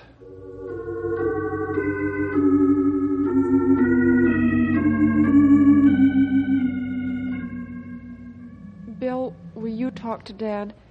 Tell him you're trying to fix the bells. Maybe it'll help. Please? I'll be glad to if it's all right with Doc Jones. Oh, sure, go ahead. Kitty might have something in the idea. Pat, this is Bill. Can you hear me, Pat? You know those bells you like so well? Do not argue with me, Gretchen. I am going up into the tower, and that is all there is to it. Now, help me get my shoes on. Please, Herman, please don't try it. If you will not help me, I will do it myself. Oh,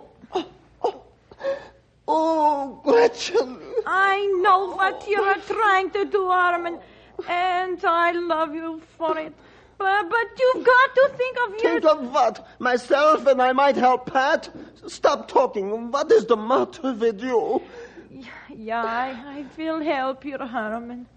Because you're doing what you think you should for an old friend. Wait, I get your hat and coat and help you with your shoes. Thank you, Gretchen. I'm sorry, Kitty. I guess there are no words left that can give him strength. Perhaps you're right. How long, Doctor? Not very long. He's sleeping fast. Children singing didn't seem to revive him much. He noticed it, that's about all. Now we'll just have to wait and pray and then accept God's will as best for all of us. Bill, it's often hard to accept his will, isn't it? Yes, Kitty, it is.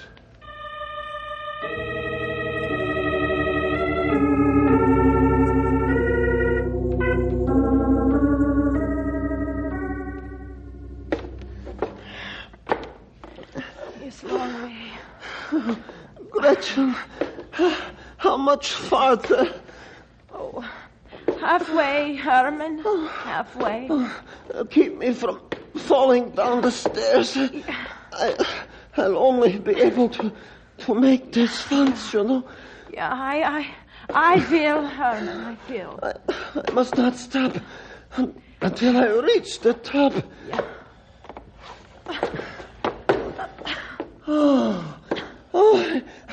I made it, Gretchen. I made it. You must rest now. Rest for a few minutes. No. Not until I finish the job. Let me see now. My tools. Gretchen, will you? Yeah, I will pick up the tools for you. Which one you need? That one. Here? No, next to it. This one here? Yeah. Now, help me around the machine. Careful, too slow. I think I know where the trouble is.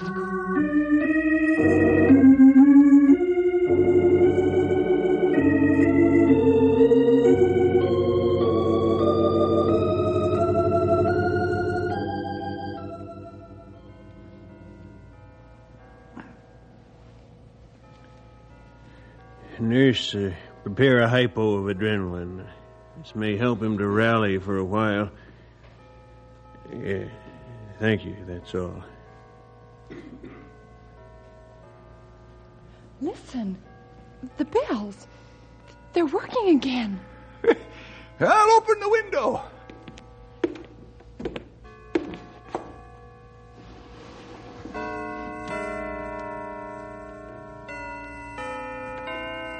Dad?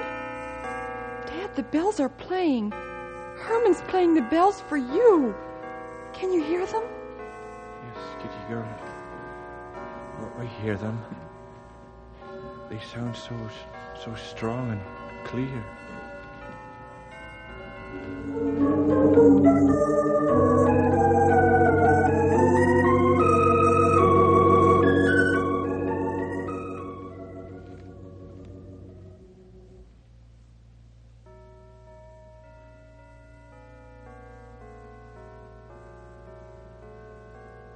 Well, here he is, Pat. We got him out of the tower and put him in a wheelchair and brought him over.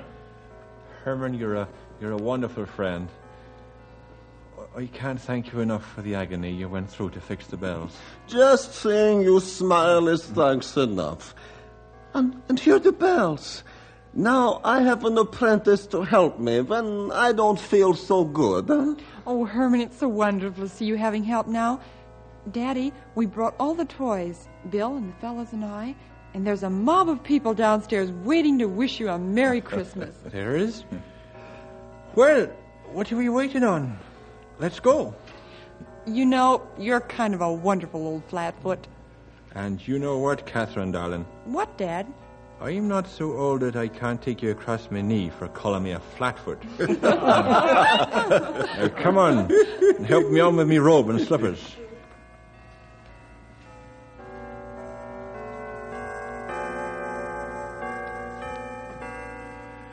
Well, it might interest you to know that after several months' rest, Pat went back to pounding his beat, and Knotty Pine had the best Christmas ever because everyone thought about Pat and Herman, how they gave of themselves, and everyone followed their example.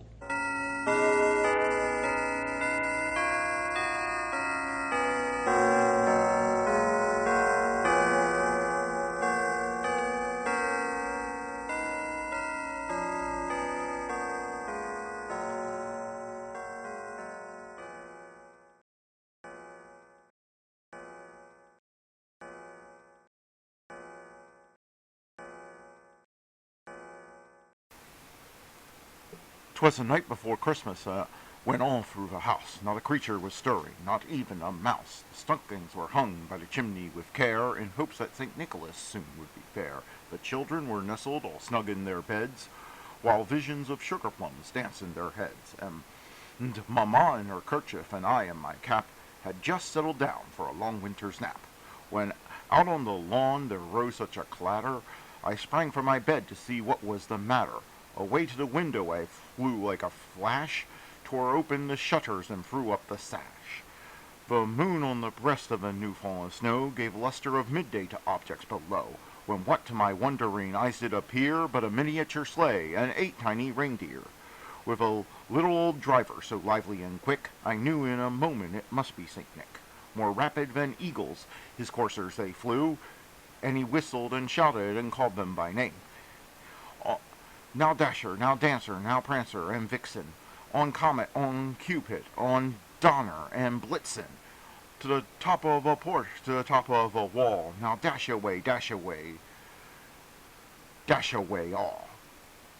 As dry leaves that before the wild hurricane flew, when they met an obstacle, mount to the sky.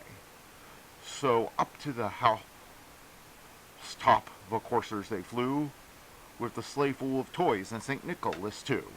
And then in a twinkling I heard on the roof the prancing and pawing of each little hoof. As I drew in my head and was turning around, on the chimney St. Nicholas came with a bound. He was dressed all in fur from his head to his foot, and his clothes were all tarnished with ashes and soot. A bundle of toys he had flung on his back, and he looked like a peddler just opening his pack. His eyes, how they twinkled, his dimples, how merry. His cheeks were like roses, his nose like a cherry. His droll little mouth was drawn up like a bow, and the beard of his chin was as white as the snow. The stump of a pipe he held tight in his teeth, and the smoke it encircled his head like a wreath. He had a broad face and a little round belly that shook when he laughed like a bowl full of jelly. He was chubby and plump, a right jolly old elf, and I laughed when I saw him in spite of myself. A wink of his eye and a twist of his head soon gave me to know I had nothing to dread. He spoke not a word, but went quick to his work, and filled all the stockings, then turned with a jerk, and laying his finger aside of his nose, and gave a nod up the chimney he rose. He sprang to his sleigh, to his team gave a whistle, and away all flew like the down of a thistle. But I heard him exclaim as he drove out of sight, "Happy Christmas to all, and to all a good night."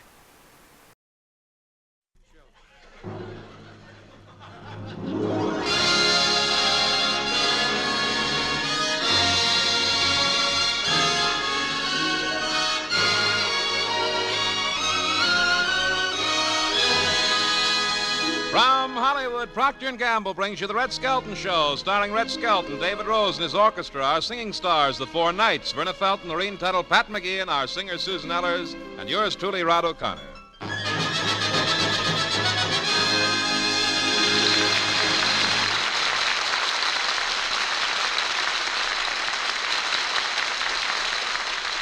Yes, it's the Red Skelton Show, brought to you by Tide, Procter & Gamble's amazing new discovery for your whole family wash. Tide's in, dirt's out. Tide gets clothes cleaner than any soap. Any soap? Yes, any soap. Tide gets clothes cleaner than any soap. T-I-D-E, Tide.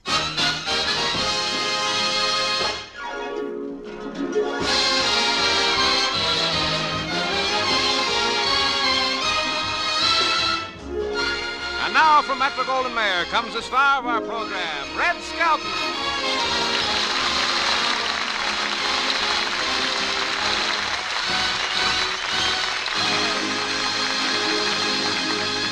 Thank you and good evening, ladies and gentlemen. How are you, Rod? Oh, I'm fine, Red. Say, did you get your Christmas tree yet? Yeah, I got a tree up in the mountains. Mountains. Mountains? I come up with new words all the time. Put your dictionaries out, will you? Mountains, why didn't you buy your tree? Well, I tried one place, but I stopped and they were asking $1. Oh, but Red, $1 per tree isn't much. Yeah, but $1 per needle is. It's such scrawny little trees this year, you know. Pretty small, huh? I got one of the $5 trees caught under my fingernails and was arrested for shipload.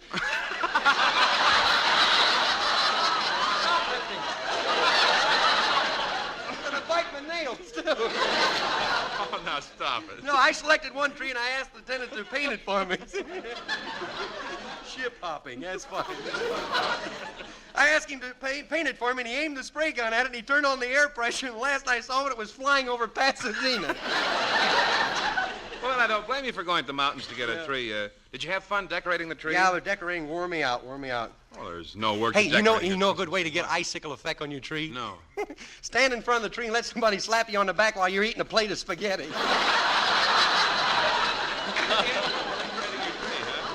Hey, well, forget it. What do you think we ain't got much time. What do you think you'll get for Red, I've got a confession to make. I opened your present already, and frankly, I'm disappointed. Yeah? I've been hinting all year for a television set. I've been hinting all year you weren't going to get it, too. Did you like my gift? Oh, I appreciated the gift, but to save my soul, I can't figure out what it is. Well, then we're even. Neither could I. It was such a bargain, I hate to let it go by. I think it's a monogram fly swatter, right? With a year's supply of flies. Well, what do you think you get from your family? Well, I'll get a pair of shoes from Georgia and a pair of socks from my little boy Richard and shoestrings from my daughter Valentina. My feet will have a very Merry Christmas. Well, how do you know what you're going to get? Did they tell you? No, I opened the mail and the bill was there. Hey, speaking of mail, we got a telegram here from our sponsors tonight. Would you folks like to hear it, huh? Yes. Thank you very much, both of you.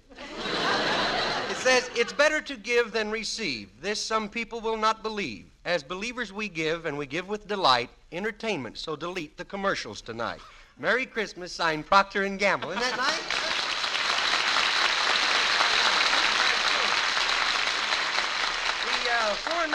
The four knights are going to sing.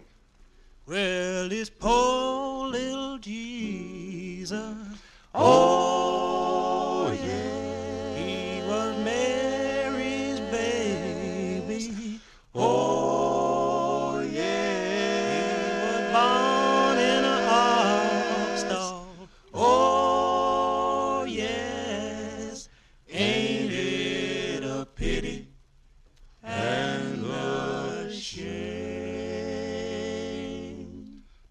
be when was Jesus born? The last month in the year. When was Jesus born? The last month in the year. When was Jesus born? The last month in the year.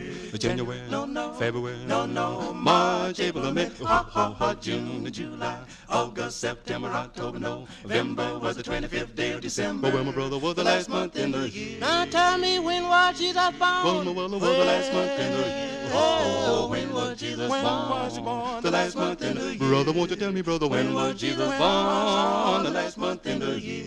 January, February, March, April, May, June, July, August, September, October, November was the 25th day of December. Oh, well, my brother, was the last month in the year. He was born of a virgin, wrapped up in a swaddle, lay down in a manger. January, February, March, April, May, June, July, August, September, October, November was the 25th day of December. Oh, well, my brother, was the last month in the year. Now tell me, when was Jesus born? Well, brother, was the last month in the year. Oh, when was Jesus born? The last month in the year. Brother, won't you tell me, brother, when was Jesus born? The last month in the year. January, February, March, April, May, hallelujah, June, July, August, September, October, November was the 25th day of December. Oh, well, my brother, was the last month in the year.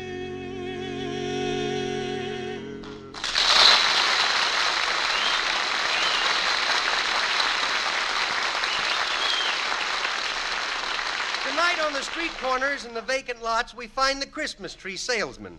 And among them, we might find Clem Cadiddlehopper.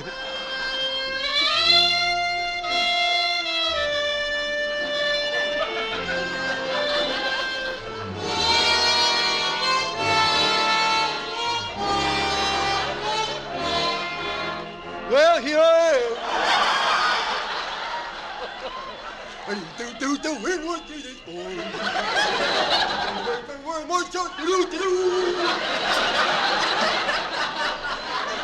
Yes, sir, here I am, old Clem Cadiddlehopper, the Christmas tree man. They say that because my head goes to a point, you see. Yes, sir, but selling Christmas trees in business is pretty bad, though.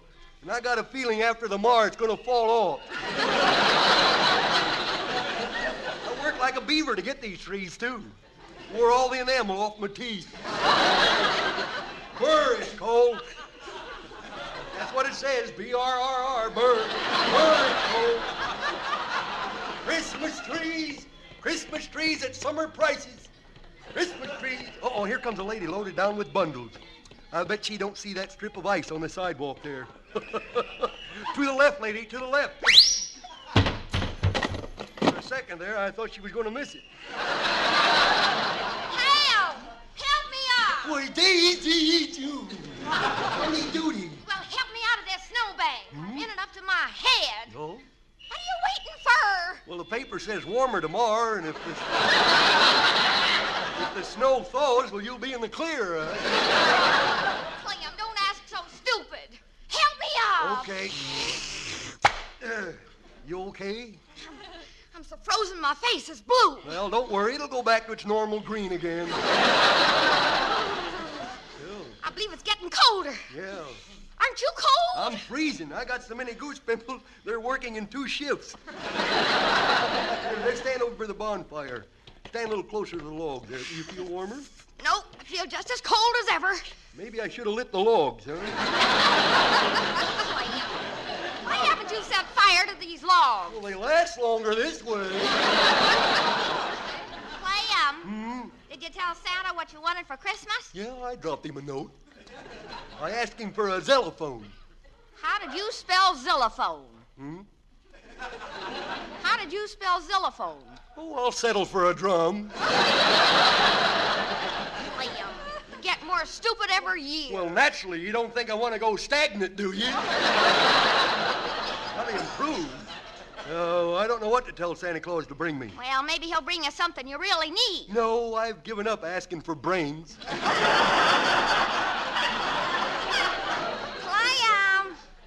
What are you going to give me? Well, I haven't picked out a Christmas present yet. I was going to wait till after Christmas when the prices go down. Clem, if you want to know what to get me for Christmas, Clem, I can give you a hint. You can? We don't have our Christmas tree yet. Well, just pick out any tree here you like. Go ahead. How about that 6-foot fir? Oh, you don't want that big old thing, do you? Yes, I do. You're just saying that to be polite. That's my $10 tree. Would you like this little one here? It'll look cute on your mantle. See, I'm going to have to buy a tree after all. Yeah. How much are they? Well, they're $1.25 a foot. Now, I want that 6-foot fir. Uh-huh. How much does that come to at $1.25 a foot? Well, let's see now. You multiply 25 by 6. I'm going to have to take my shoes off for this one.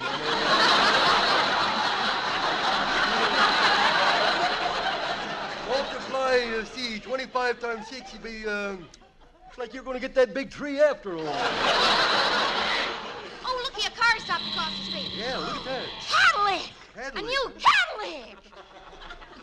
Gee, ain't that man driving handsome? Christmas trees? Christmas tree, mister? Yeah, I'm looking for one. What do you have in a real cheap tree? Termites.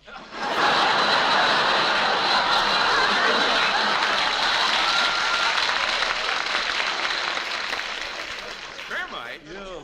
What did you expect, owls? What did you want to pay for a tree? Well, let me see something for 40 cents. Well, here's a nice hairy broomstick over there. Oh, I need a tree. Don't you have anything for 40 cents? Why, yes, 40. Here's a package of seeds, but I doubt if they'll sprout by Christmas. You sure have some scrawny stuff around here. You're looking at my girl. Now, watch me tonight. I'll throw in a lot of stuff. Yeah, she's really something. Yeah? I say she's really something. Yeah, I've heard that before. But what? Maybe I can help you, sir. Well, let's not get sickening about it. Well, you're quite a honeysuckle baby doll. Look, you timber wolf. If you're interested in a tree, I can let you have this one for 40 cents. But it's all brown. I never saw a brown Christmas tree before. Is it something new? Oh, no, it's very old, very old. In fact, it was left over from last year. Could you use this tree over here that's already decorated? That's an orange tree. It is? Well, I thought those bulbs were a little juicy.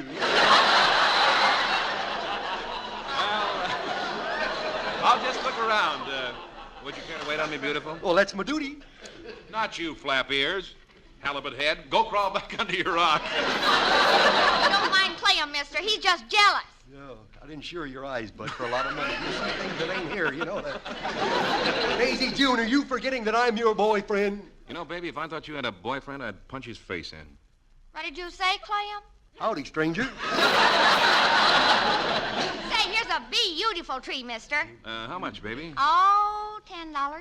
That's kind of stiff, but how can I resist those big blue eyes of yours? Wow, Clem, put the tree in the man's car. Okay. Clem, careful now, crossing the street. You might get hit by a car. Oh, don't worry. They've been warned. They've got to stop for pedestrians tonight. Oh! Well, how do you like that? He stole the tree.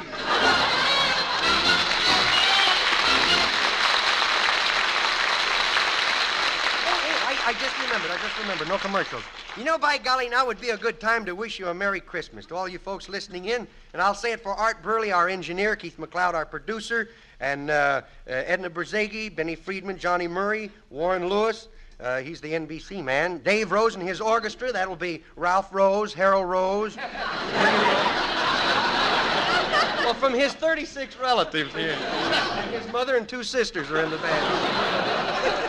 Then there's Verna Felton, Lorene Tuttle, Pat McGee, and the 4 Knights, Rod O'Connor, and those 2 wonderful people that make this second possible, Procter & Gamble. And say, I bet you folks in the audience have a lot of folks listening in at home. So how would you like to yell Merry Christmas, huh? Go ahead. Yeah, everybody, Merry Christmas. Is that fun, huh? Now when you go home, you can say, did you hear me? I was on Red Skelton's program. And now here's David Rose and his orchestra to play a medley of Christmas music.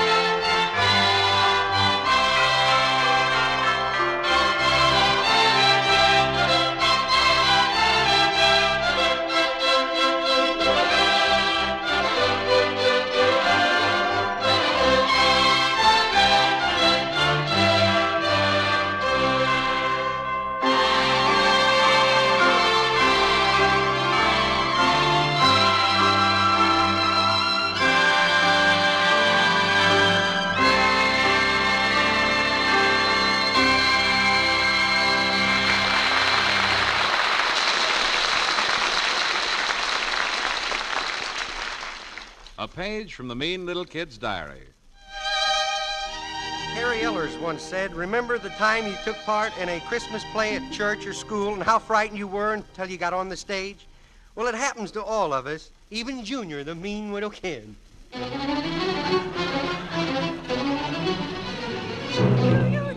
Now hurry, Junior, we're late. And the star of the show is never late. Why? Because the show must go on. Why? Oh, Junior, why do you ask so many questions? I don't know. Why?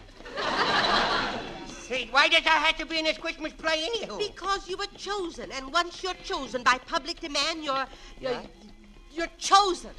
Nuts. The whole family's nuts. Look, that sissy stuff being in a play with the girls. Why, if this news got back to me club, the Skunk Patrol, they would demote me from a stinker to a sniff.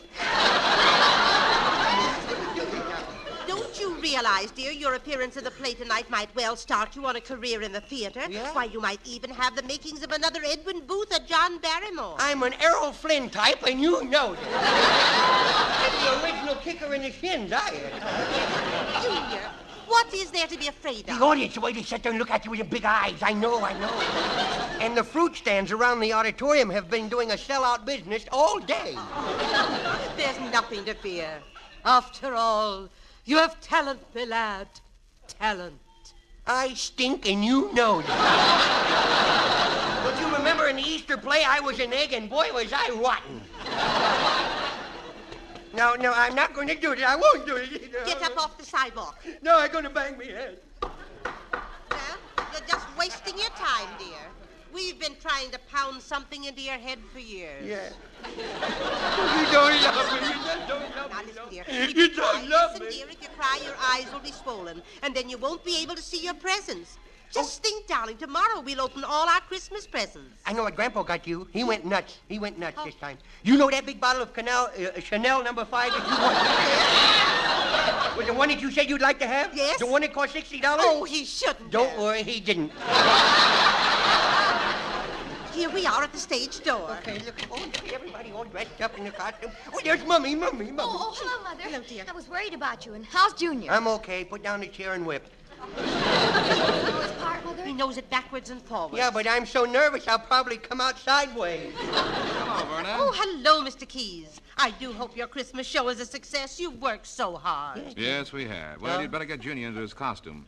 Here, Junior, here's your Christmas tree outfit. Oh, my, it has lights and everything. Oh, Mr. Keys, all these wires. Is there any danger of a short? We wouldn't want Junior to get electrocuted. Oh, no. Heavens, no. He's wearing his good suit. Yes, my nuts. The whole family's nuts. Perfectly safe. Good.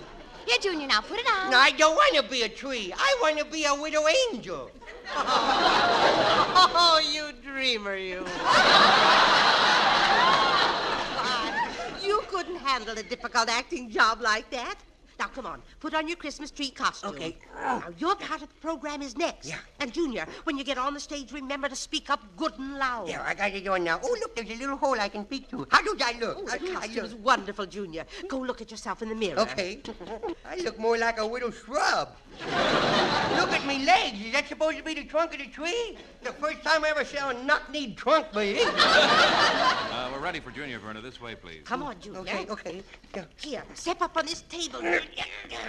Now, stand still while I plug in the lights. Oh, I feel just like my grandpa. I'm all lit up.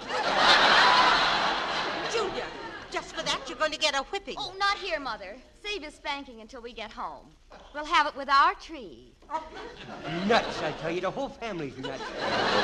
Clear the stage. Clear the stage. The curtain's going up. Okay, Verna, you're on. The time is 1948. The place, this room. It's Christmas Eve, and we're making a last-minute check of our list to be sure we hadn't forgotten anyone.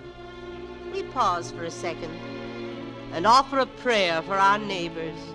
We wish all of them a Merry Christmas. The children have hung their stockings and have been shooed off to bed.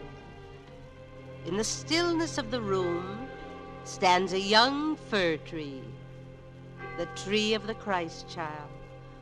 The stillness changes our thoughts. We hear the tiny tree speaking. I am a widow Christmas tree, but I'm a very confused Christmas tree because I don't know why I'm here. I was chosen from millions of widow trees just like me to stand here in this room. And although I'm very young, in a few days I will wither away. My green coat will fade, and me needles will drop off.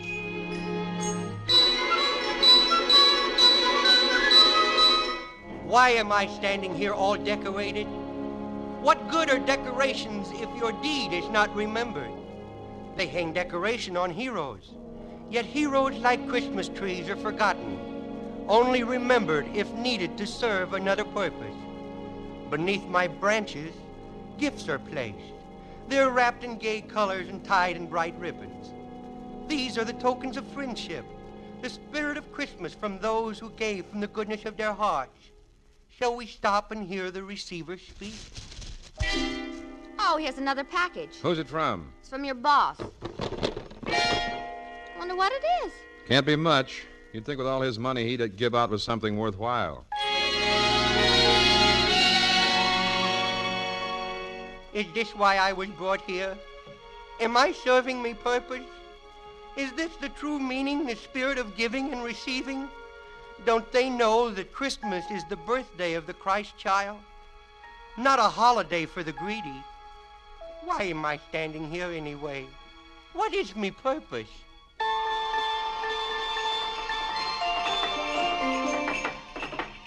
What's that? Somebody's on the roof. It's reindeer. Oh, I know the sound of their hoofs. I remember how they used to play around me branches in the forest.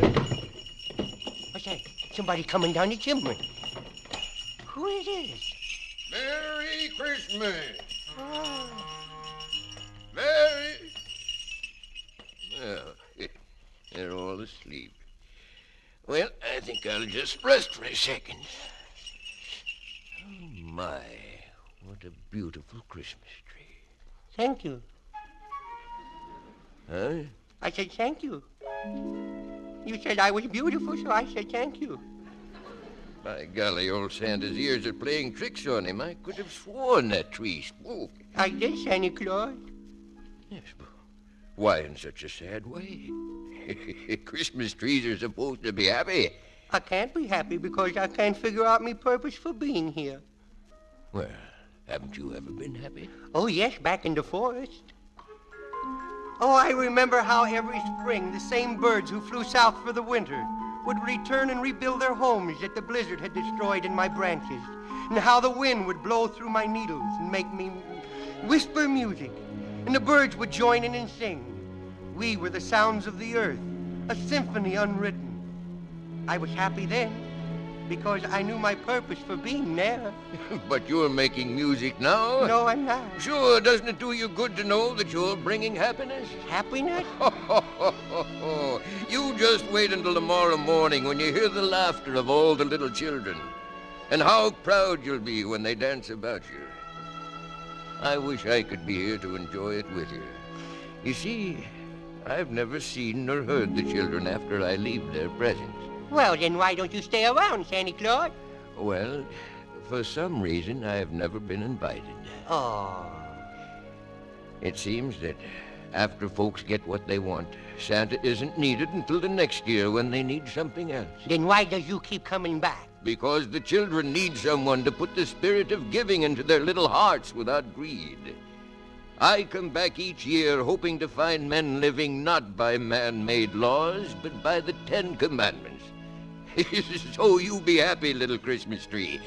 You have a wonderful purpose. But I can't be happy. They've cut off my roots. I'll be dead in a few days. And without knowing my real purpose for being here. You know yours, but I don't know mine. Well, maybe old Santa Claus can help you understand. Tonight, I paid a visit to a place and knocked 2 of my reindeer out cold. It was dark, and we ran head-on into an iron curtain. I should have known I wasn't wanted when I didn't see one Christmas tree to help light my way.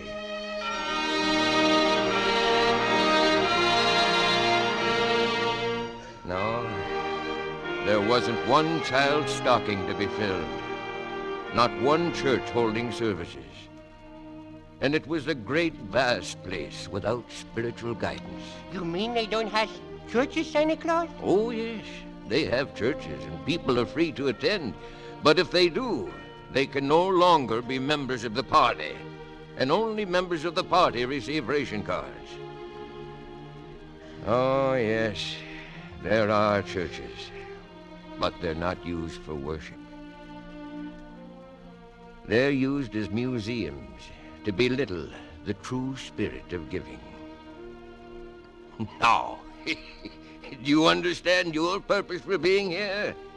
As long as you and all other trees like you can stand in the home at Christmas, the world will know that freedom of man is still here, and that God's prayer, peace on earth, goodwill toward men, is still alive. Oh, thank you, Santa Claus. I see it now. And I feel so much better because now I can die knowing I have served me purpose. Well, that's fine, little tree, just fine. I must be on my way now. Merry Christmas, Santa Claus. Merry Christmas for next year and for every year. And maybe next year you'll be asked to stay longer than just over the holidays. Merry Christmas, Santa Claus. Merry Christmas.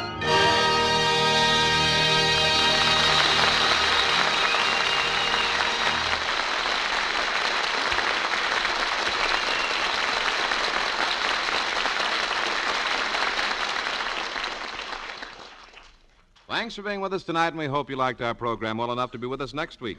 So until next Friday... This is Red Skelton saying thanks for listening and Merry Christmas to everyone from Procter, Gamble and Company and from all of us. God bless you.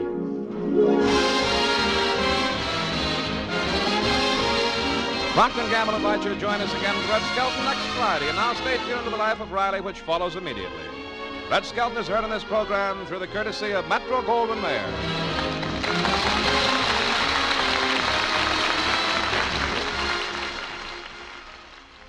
This is NBC, the national broadcasting company.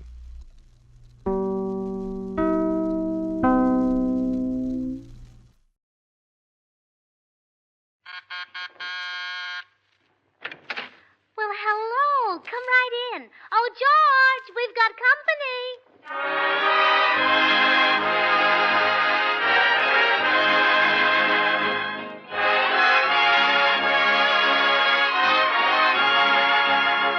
This is Bill Goodwin speaking for Lever Brothers, makers of Swan, the new white floating soap.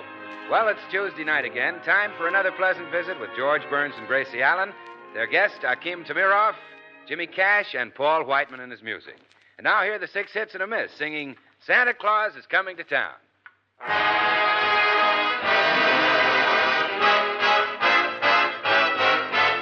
You better watch out, you better not cry, better not pout, I'm telling you why. Santa Claus is coming to town. He's making a list and checking it twice, gonna find out who's naughty and nice. Santa Claus is coming to town. He sees you when you're sleeping, he knows when you're awake. He knows if you've been bad or good, so be good for goodness sake. You better watch out, you better not cry, better not pout, I'm telling you why.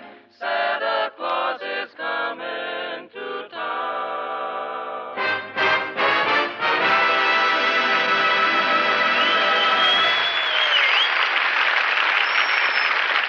And now meet the people who live in the Burns house, George and Gracie.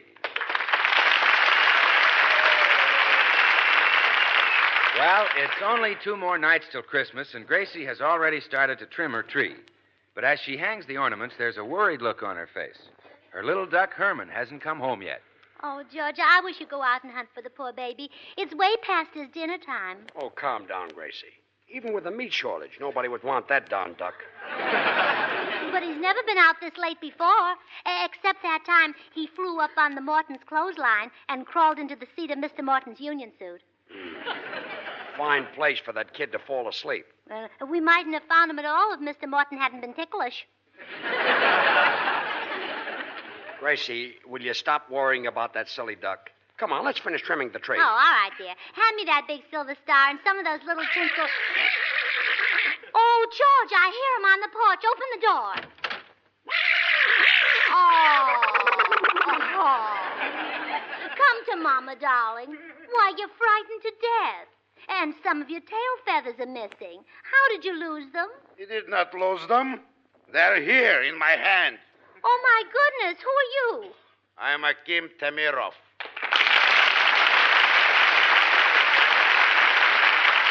Well, what are you doing with Herman's tail feathers? Ah, it was a mistake. I was reaching for his neck. That's awful. My husband will take care of you. George, throw him out. But, Gracie, it's Christmas and This I don't... broken down excuse for a man is your husband? Don't you say that. I happen to love this broken down excuse for a man. Well, thanks. Now look, I'm sneering at your husband. Hey, you can't do that. You can't come into my house and sneer at me. I'm in the house, no? Well, yes. And I'm sneering, no? Well, yes. And you're going to stop me, yes? Well, no. That's telling him, dear. Mr. Tamirov, I demand to know why you were chasing Herman. Because in my yard I have a pond which used to be full of little goldfishes. Now you have a duck which is full of little goldfishes. Well, I don't believe it. Herman wouldn't do such a thing. He's a sweet, innocent little angel, aren't you, baby? And he didn't eat any of your goldfish, did you, baby? Mr. Tamirov, you should be ashamed of yourself, feeding goldfish to a delicate little baby duck. They might gild his little tummy. I hope so. Madame, I'll give you a word of warning. In the future, my yard is Stalingrad and that duck is Hitler.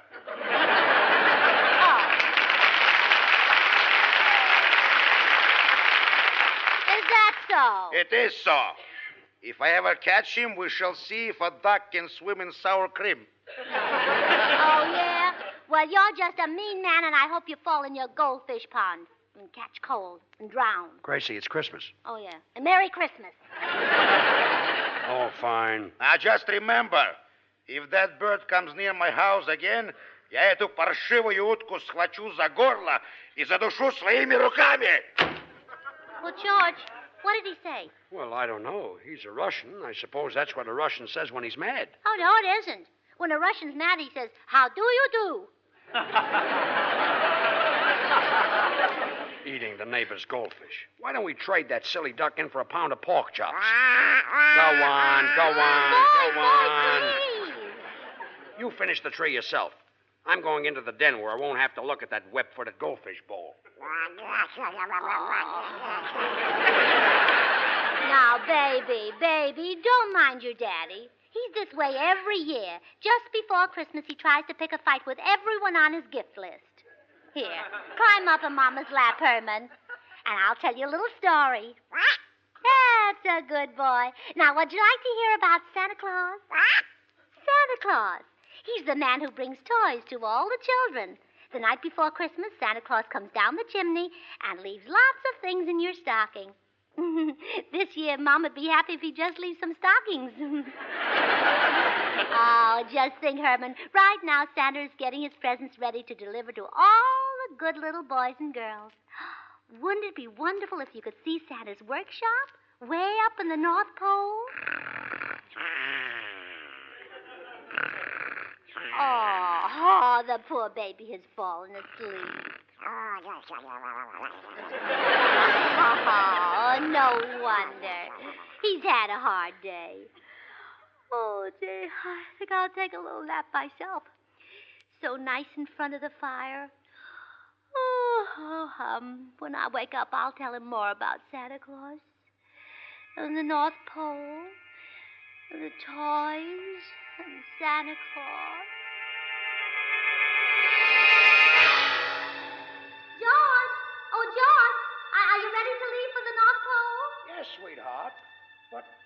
How will we get up there to the North Pole? Well, we'll fly up on Herman's back. On Herman's back? Oh, sure, he's all ready. I just put 4 gallons of goldfish in his tank.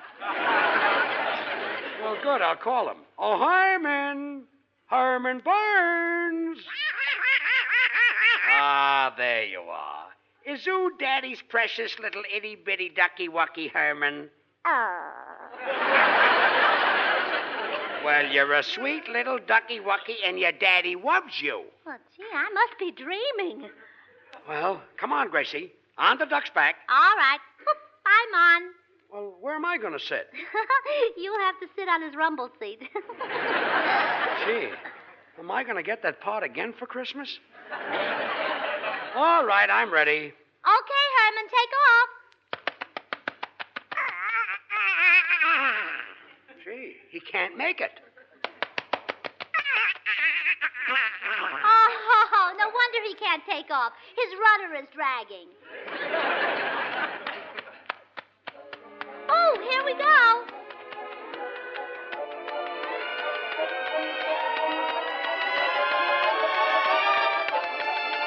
My, this certainly is the way to travel, George. Well, look, we're over San Francisco already. See, there's Mama's house. Yoo-hoo, Mama! Gracie, she can't hear you. Oh, sure she can. Look who's with me, Mama. George. Of course you know him, Mama. It's George. You know, the man I married anyhow. Dear old mother. She's a sweet, sweet girl. Say, we're really making time. Look, we're over Canada already. Oh, yes. And here comes Alaska. Yeah, and there's... Oh, pooh. Oh, George, that wasn't nice. Gracie, we were over Kiska. Oh. Oh, we must be nearly there now, George. Yeah, there's Santa's place right down there. Okay, come in for a landing, Herman. Okay.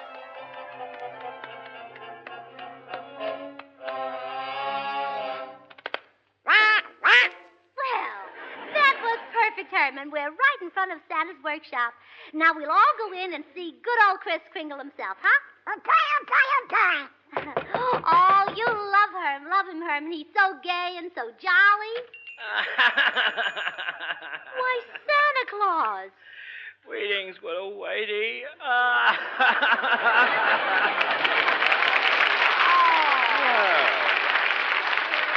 Now, buck up, Chris, old man. What's the trouble? Oh, Wes and a whack, my Christmas is ruined.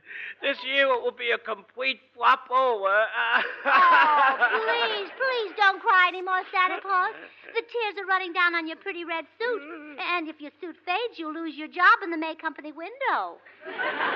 All right, I'll stop. But I have no toys for the little ones this Christmas. Oh, dear. Wait a minute. Santa Claus, why haven't you got any toys for the kids? Because a wicked pirate stole them. The wicked pirate? Well, don't worry. My husband will get those toys back. He'll take that mean old pirate and smack him down, won't you, George? But, dear, it's Christmas. And... Well, smack him under the mistletoe. Well, I'll try. We'll leave right away. I'll tell my assistant to take care of things while I'm gone.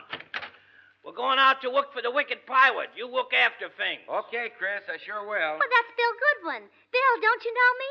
Gracie. Why, no, I don't believe we've met before, madam. But you're Bill Goodwin. Oh, no, not me. I'm one of the Kringle boys, Irving Kringle. How do? Irving Kringle? Yeah. Are you sure you're not... Gracie, let him alone. Don't you see he's busy working?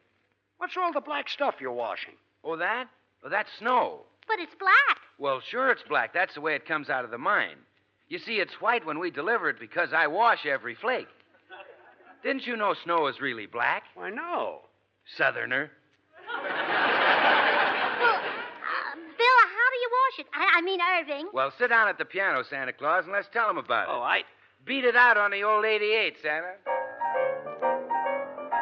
Why, Santa, you got a cannon in your left hand. I'm in a groove tonight. You solid are, Santa. Now everybody wants a white Christmas this year, so I'm a-washing all the snow so pretty and clear. With Swan, the new white floating soap, I wash it with zeal, 'cause Swan is even purer than the finest cast steel. Rubbly-up-dub. Swan is the grandest soap, a rubbly-up-dub. Squab me with Swan. Because Swan soap is purer than the finest Castile, it's kind to your hands and gives them extra appeal. It's great for washing dishes, washing hankies or hose, or any other soap and water job you propose. Rub-de-up-dub. Swan is the grandest soap. Whoop-de-up-dub. Squab me with Swan. Now, Swan has got a feature that you cannot resist. You break a bar in two with just a twist of the wrist.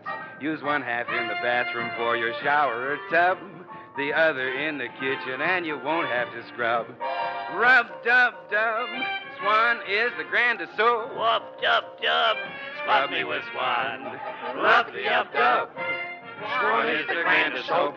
Scrub me mama with the bar of Swan soap.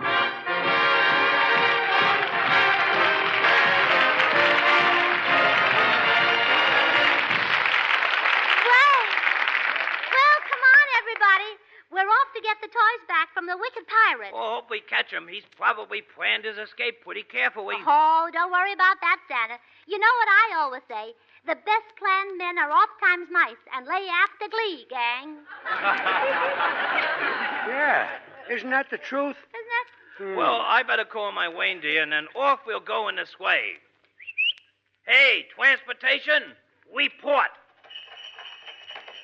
Whoa, boy. Oh, George, look at Santa's reindeer. There's Dancer and Prancer and MacArthur and Doolittle and Comet and Cupid. Wait a minute. MacArthur and Doolittle? You mean Dunder and Blitzen? Not this year. Oh, it's a bad year. In this way, everybody, we're ready to leave. Well, Herman, you sit up front, and if you see the pirate's boat, you yell, Mama, Mama. That's right. Well, we're off. Giddy up, gang.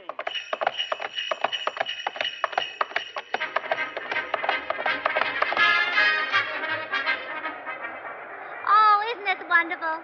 But Santa Claus, aren't we going too fast? Oh, no, we're only going 32,000 miles an hour. Oh, well, just so we stay under 35. I guess so, yes.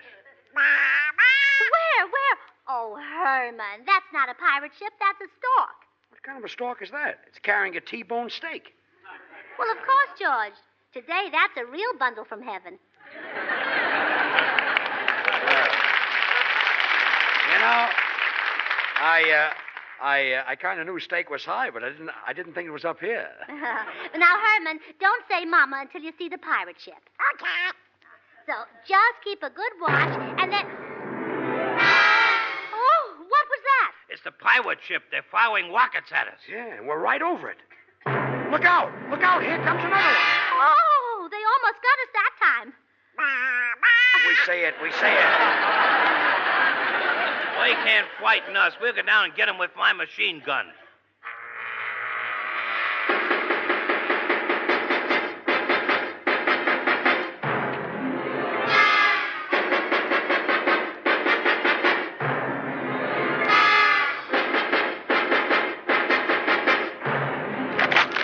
Oh, they got us. We're falling. Oh, Gracie.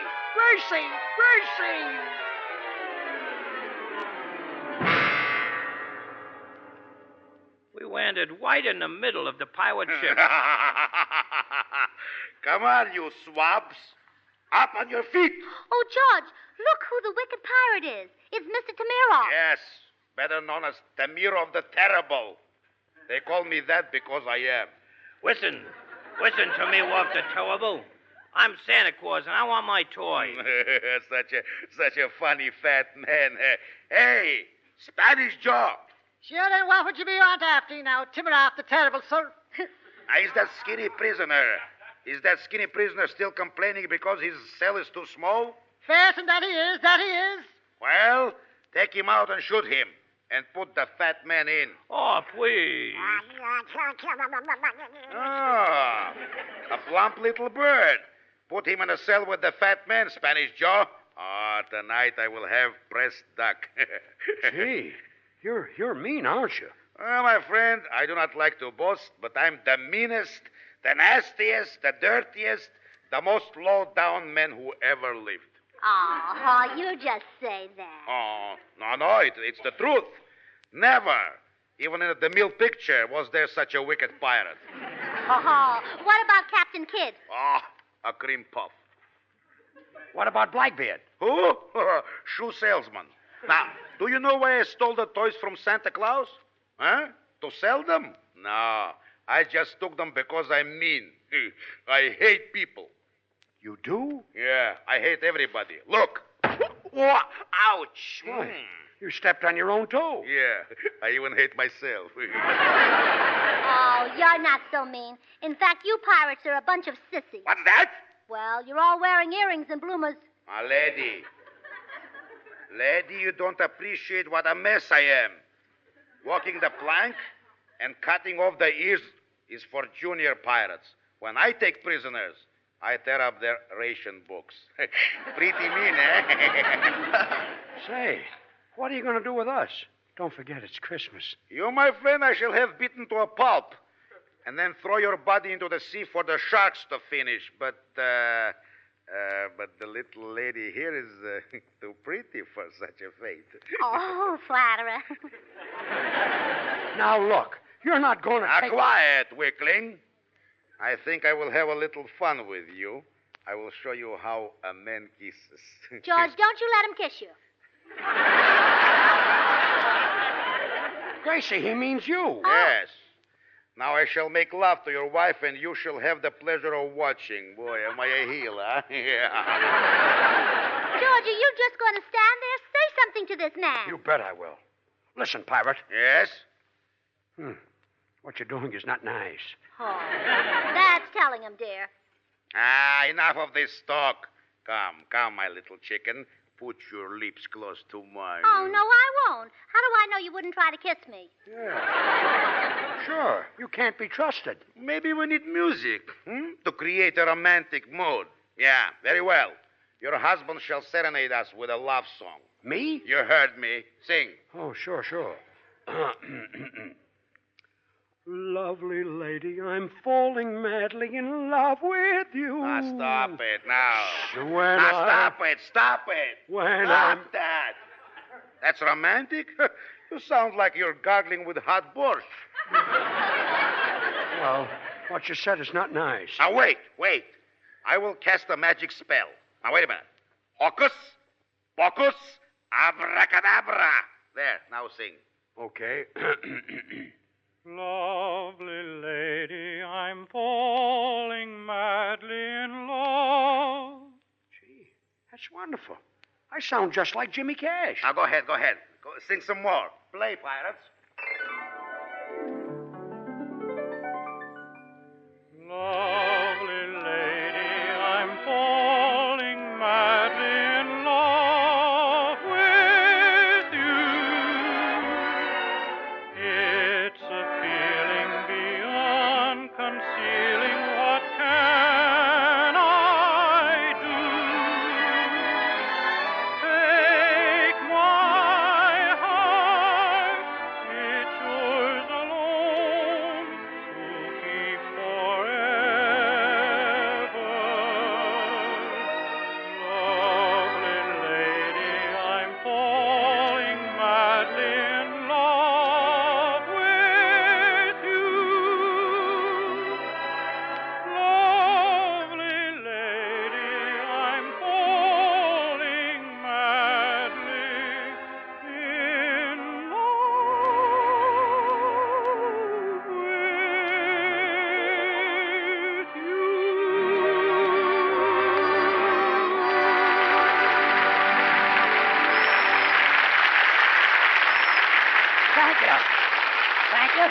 Thank you very much. Would you care for another number? Thank you. What a ham. Now, don't forget it was my magic spell that gave you that voice. What? That was my natural singing voice. Oh, is it? All right. Hocus pocus abracadabra. Now, let's hear you now. Okay.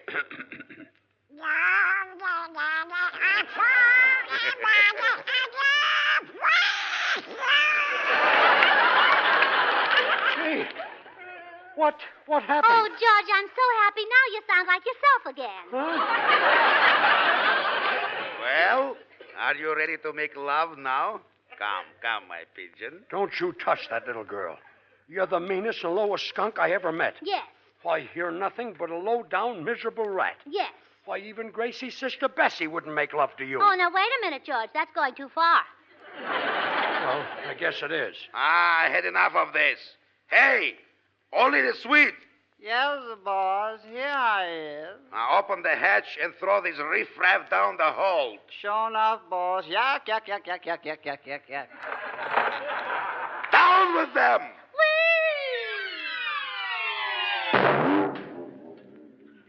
Oh, George, we landed on a big bass drum. Please, get off my stomach. Why, it's Santa Claus. Oh, pardon us for dropping in on you like this. Well, that's all right, widow lady. I was just looking at all my toys. This is where that snake-in-the-glass pirate put them. Well, just look at all these wonderful toys. Scooters and sleds and dolls. And look, here's a bubble pipe. And the card says, from Mama and Papa to Willie. That's probably for your brother. Oh, George, don't be ridiculous. My brother Willie's 37 years old. He stopped blowing bubbles 2 years ago. Well, good for Willie. Well, here's my pride and joy right here. It's a talking doll. All you do is wind him up and he talks. Oh, really? Oh, let's try it. I'll wind it up and see what it says. Mama. Oh, it's a mama doll. Mama. Hey, Mama, get me some Swan, the new white floating soap that's kind to your hand. That's some doll. You women have long considered Castile soaps the standard of purity, Mama. But Swan is even purer than the finest Castiles. Money can't buy a purer soap. That's why Swan is so good for bathing. Oh, it ran down. Well, good. Oh, I want to wind it up again. He's so cute. Oh, Gracie, don't wind him up again. That's why Swan is so good for bathing the baby. After all, if Swan is purer than the finest Castiles, well, it's bound to be kind to even a baby's tender skin. And if it's the soap for baby... I took the key. Oh, well, here's a cute little gift. Look, George, a toy telephone. Oh, that's a dandy present. You can dial with it and everything. Well, I want to try it. Hello? Hello. As I was saying, if Swan is swell for baby, then it must be swell for your hands and face, your tub or shower. Gracie, hang up. Santa Claus, did your assistant, Irving Kringle, have anything to do with these toys? He made them. I thought so.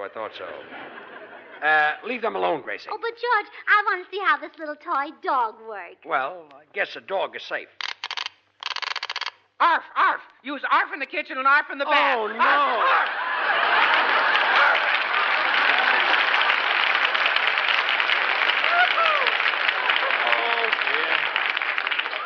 Oh, dear. All these beautiful toys, and it looks like the little kiddies will never get them. Roller skates, tin soldiers, bicycles, electric trains. Wait a minute. That old pirate can't have these. What's that you're saying? Who can't have what? Well, you can't have these toys. Santa Claus has to deliver them right away. Why, those skates are needed in North Africa.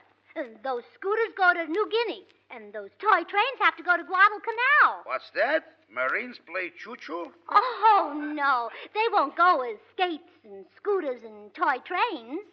But the metal in them will go as guns and tanks and planes for our boys to fight with. But won't the little children miss the toys? Oh, well, give them toys, Santa Claus, but not toys made of metal and rubber. And I'll tell you something else all the boys and girls want for Christmas this year. They want war stamps. So, Santa, you load up your bag with all the war stamps you can carry. Because when the children get war stamps, they know they're helping their fathers and brothers and cousins and uncles and friends in the service to do the fighting job that has to be done. Take the toys. Take the toys. I give them all back to you. Oh, thank you, Mr. Pirate. Santa George, isn't that wonderful? That's terrific. Swell. I'm so disgusted with myself. Oh, well, don't cry, Mr. Pirate. You're not a mean man at all. You've got a heart of gold. Yeah, I know. Isn't that disgusting? Gracie.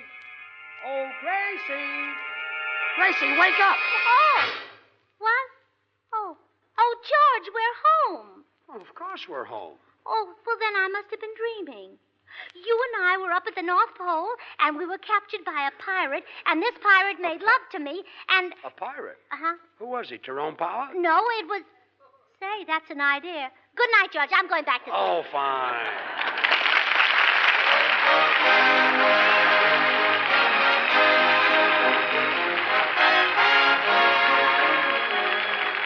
George and Gracie will be right back, so I'm just going to remind you that many women would have beautiful hands if it weren't for dishwashing. So when you're washing dishes, help safeguard your hands. Wash those dishes with Swan. Swan is purer than the finest Castile soaps. So naturally, with Swan in the dishpan, you help keep your hands lovely. And say, since Swan suds faster than other white floating soaps, you'll find it makes dishwashing a faster, more pleasant job. So what say? Why wash dishes the hard way? Why not try Swan? Well, here they are, George and Gracie. Yes? Oh, it's you, Mr. Tamiron. Where's that duck? Oh, don't you dare touch one feather on my little duck's head. Lady, that duck left only one goldfish in my pond. Well? Well, it's Christmas, so I brought it over for the little fella. Oh. Oh, thank you, and a Merry Christmas. Merry Christmas to you. Oh, and ladies and gentlemen, a Merry Christmas to you all. That goes for me, too. Merry Christmas, everybody.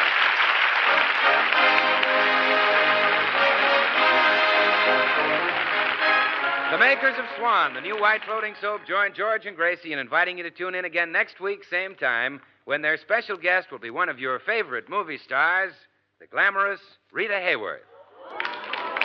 So remember, Swan also brings you another of radio's top shows, Tommy Riggs and Betty Lou over another network. Now till next week, this is Bill Goodwin saying, well, I, Swan, how about you? Good night. Merry Christmas.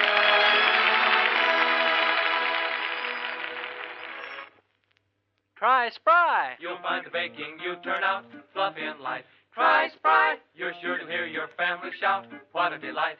For cakes, pies, donuts, the things you fry. Try Spry. What's that you say? You're going to try it today? Why, sure. Try Spry. This is the Columbia Broadcasting System.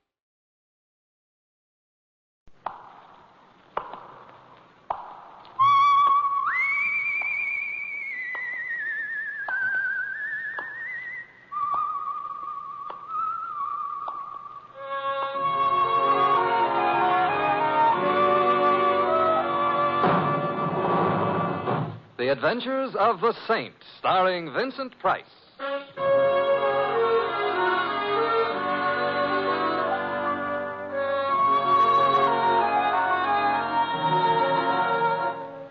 The Saint, based on characters created by Leslie Charteris and known to millions from books, magazines, and motion pictures.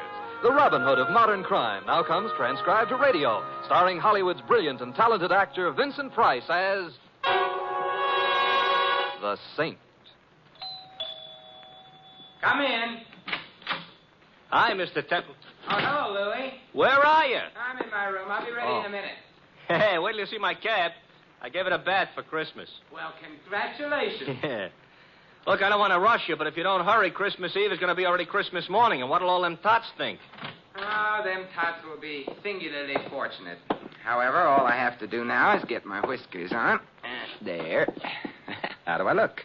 Mr. Templar, if I didn't know you was Mr. Templar, Yeah? I wouldn't know who you were.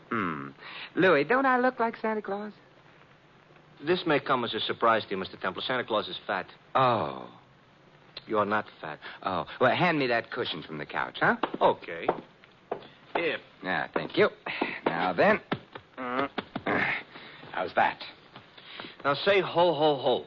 What for? Santa Clauses always say ho, ho, ho. Oh, I see. Ho, ho, ho. Well, anyway, you look like Santa Claus.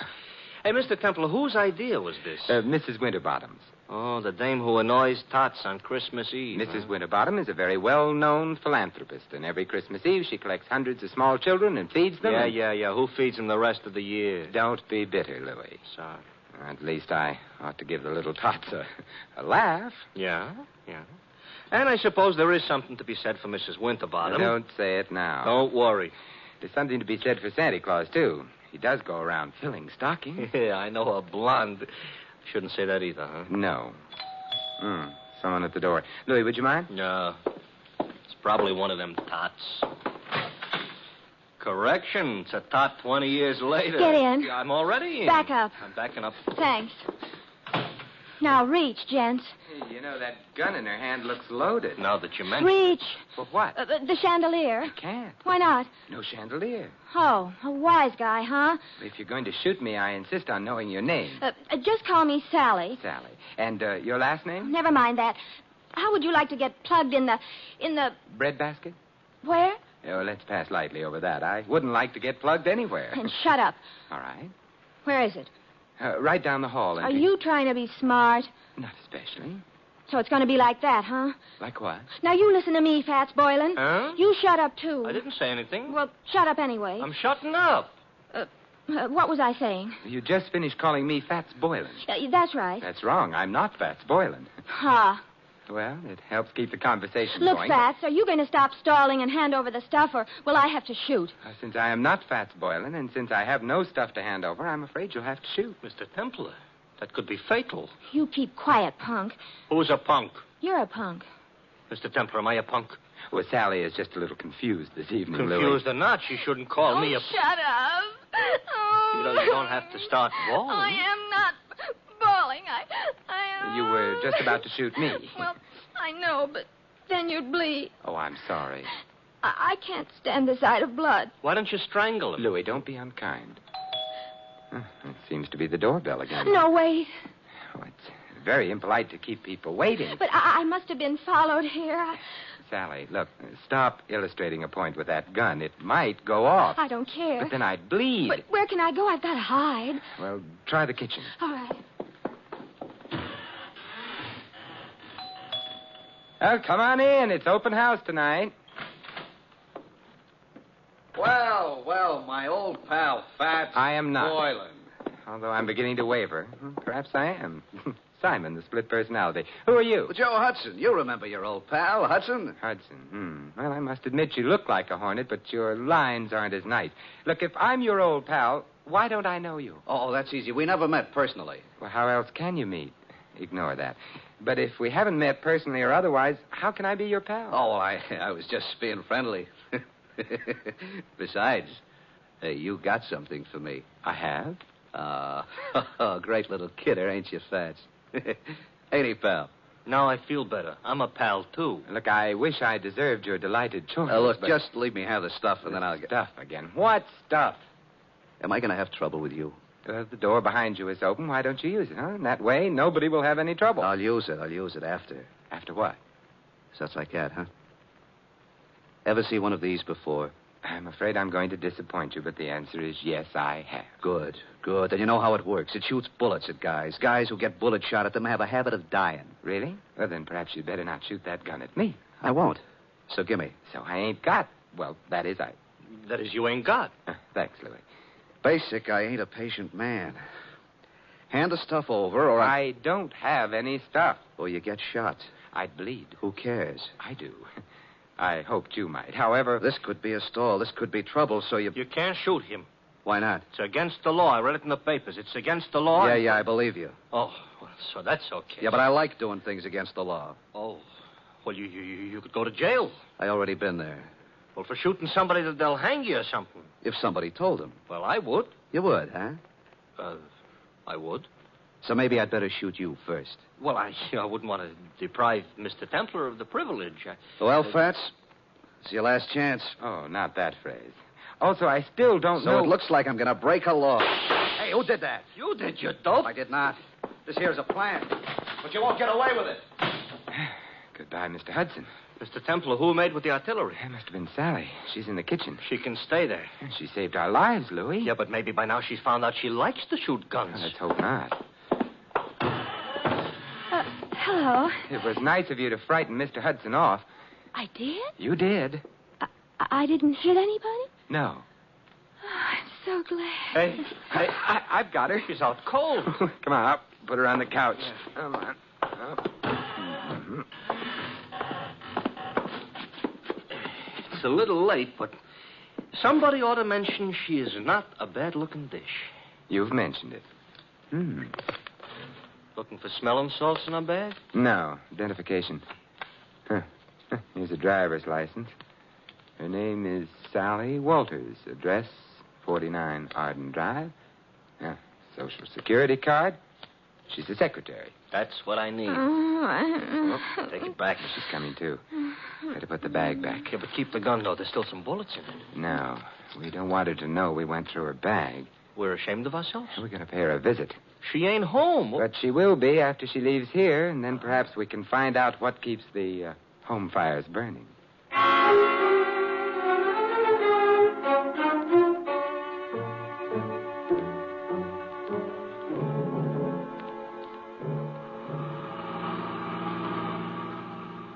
Sally was in kind of a hurry leaving us. So she was. Mr. Templar, don't look right, Santa Claus chasing a blonde. I'm not chasing her. Technicalities will get you no place. Hey, this must be it. 49. What is she a secretary of? The Treasury? I suspect this is where she works, Louis. She works overtime, huh? Yeah, and probably sleeps in. Come on. Yeah. I hope that nobody is peeking because they'll think Santa Claus is off schedule. I think perhaps I can manage without the whiskers. Yeah. Ouch! Now you look like an imposter. Will you ring Louis? Okay. You know, this is the type house I got a feeling Santa Claus would have to use the servants' entrance. Yes. I'm Simon Templar. You are? I am. There's nothing I can do about it. Mr. Templar, all butlers are like him? I doubt it. I think he's been practicing. Haw. Haw? Well, good night, then. I think not. Would you mind removing your shoe from the door? I would. You might at least have shined it. Humphrey, whoever is it at this time of night? No one, madam. Oh, but such an interesting-looking no one. Santa Claus, you've lost your whiskers.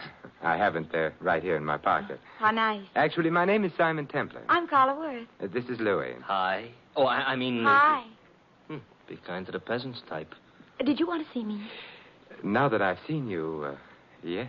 Well, come in, then. Thank you. But, madam... Humphrey, go away. Yes, madam. Humphrey's such a problem sometimes. Shall we?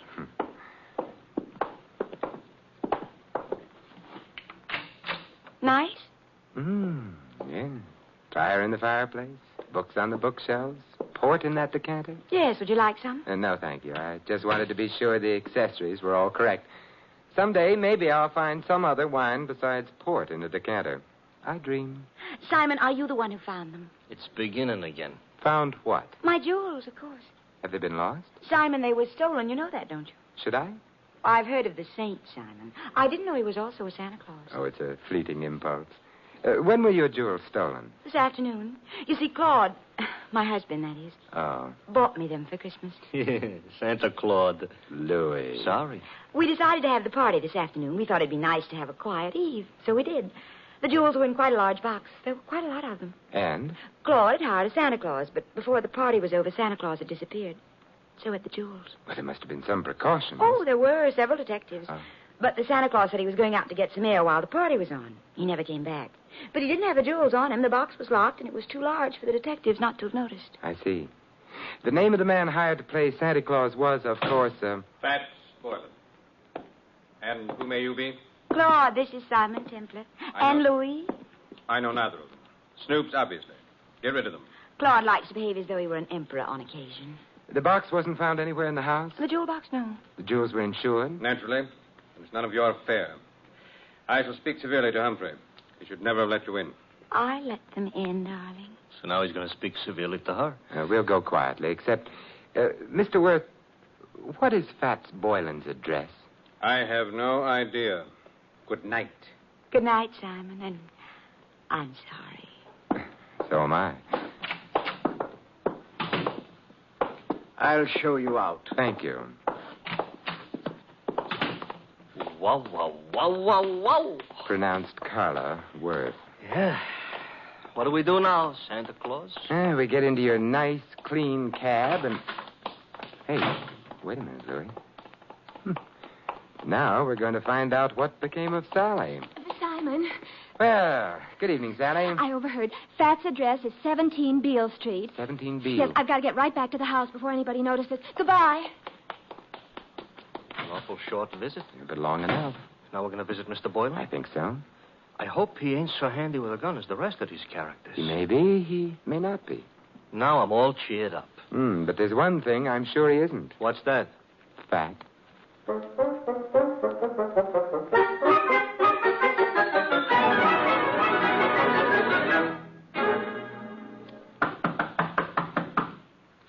a change from the Worth's dump. Now this is a dump. Yeah, and Mr. Boylan would seem to be shy. Mr. Templar, you said something about the one thing he wouldn't be was fat. Why, because he was called Fats? Not exactly. Louis, I'm worried. Hey, the door was open. Yes. Maybe that means our bird has flown? Maybe. Come on, let's go in. Okay. I ain't usually so poetical, but the light's on. Yes. And the room looks funny. Looks like a hurricane came to stay for dinner. And remained for 6 months. Somebody was looking for a jewel box? And someone obviously didn't find it. The extent of the search indicates that. Nothing was left untouched. It's a funny smell in this room, you know. A couple of funny smells. Yeah.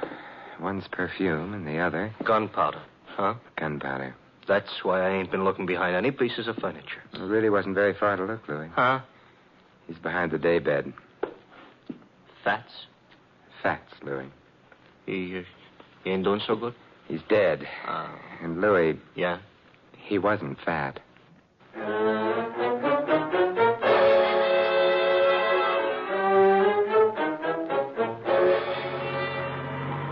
Mr. Templar? Yes, Louis? We're being followed. Since we got out of Boylan's place. Oh, that's interesting.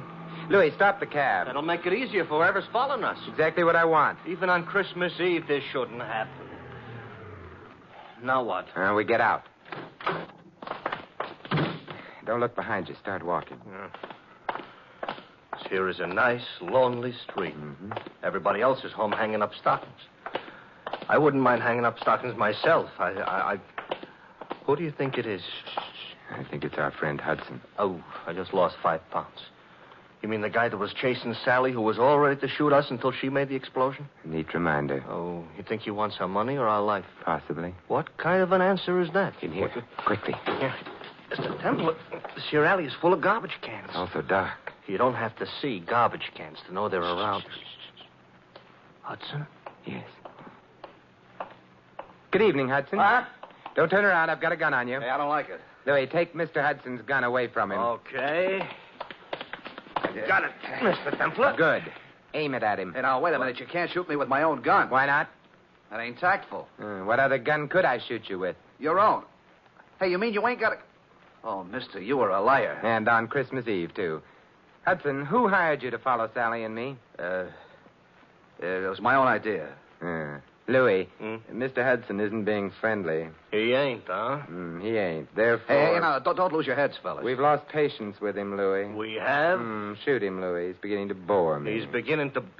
I should shoot him? Yes. Fatal? Fatal.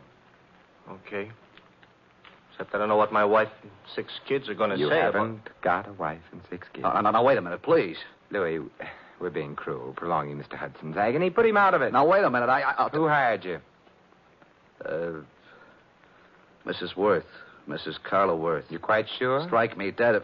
That is, don't strike me dead. Look, if she didn't, why would I say she did? You have a point there. But why should she have wanted you to follow Sally? Well, she had an idea. Her husband and Sally were kind of, kind of decorating their own little tree together. I couldn't put it more tactful. I see. So if you got enough divorce evidence, Mrs. Worth could hold up her husband for plenty of alimony. No. No? Oh, Mrs. Worth is the babe with the dough. Mr. Worth is a very well-educated bum. Indeed. It's interesting. Louis, let me have the gun. Yeah, here. Wait, I just told you the truth. I'm sure you did. No. Mr. Templar, that's gratitude? It's necessity. Oh. We need him out of the way for a little while. He's out of the way. Now, Yeah? Now we're going to find out who else knew that Fats Boylan was thin.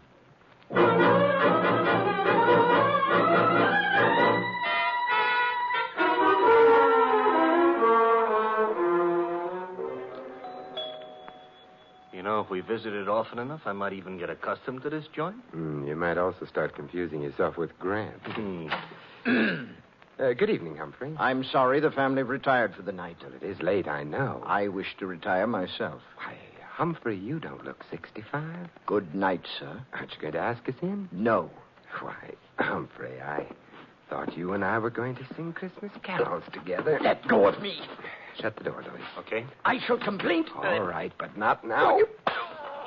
Mr. Templar, going to wear that gun out, hitting people over the head with it. And I couldn't have him warn anyone we're here. Why, we're going to burgle the joint? In a way. Huh? And a kinder description would be search the place, Louis. Oh, for what? Oddly enough, something that can't be seen or touched. Sounds like a ghost. Yes, and in a way it is. The ghost of a murderer.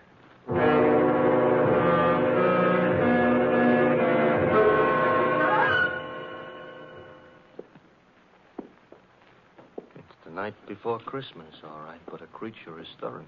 A couple of creatures, us. We've covered all the rooms on the other landing. Therefore, the bedroom should be here. And therefore, this should be someone's bedroom. Let's go in. We're sleepy? Now, if I can open the door softly enough and look in. Moonlight through the window. Yes. The dressing room. Door beyond would be the bedroom proper. Proper is not a word we're in any position to throw around. We'll have to go in to the dressing room. Come on, Louis. Okay. Wait a minute, Louis. Inhale. Mr. Templar, I don't usually take breathing exercises in the middle of the night. Louis. All right. I'm inhaling. Well? Perfume. Mm-hmm. Familiar? I could learn to love it, but no. Well, then out we go. You didn't care for that perfume. It didn't tell me anything. What do you want perfume should tell you? Who killed Fats Boylan?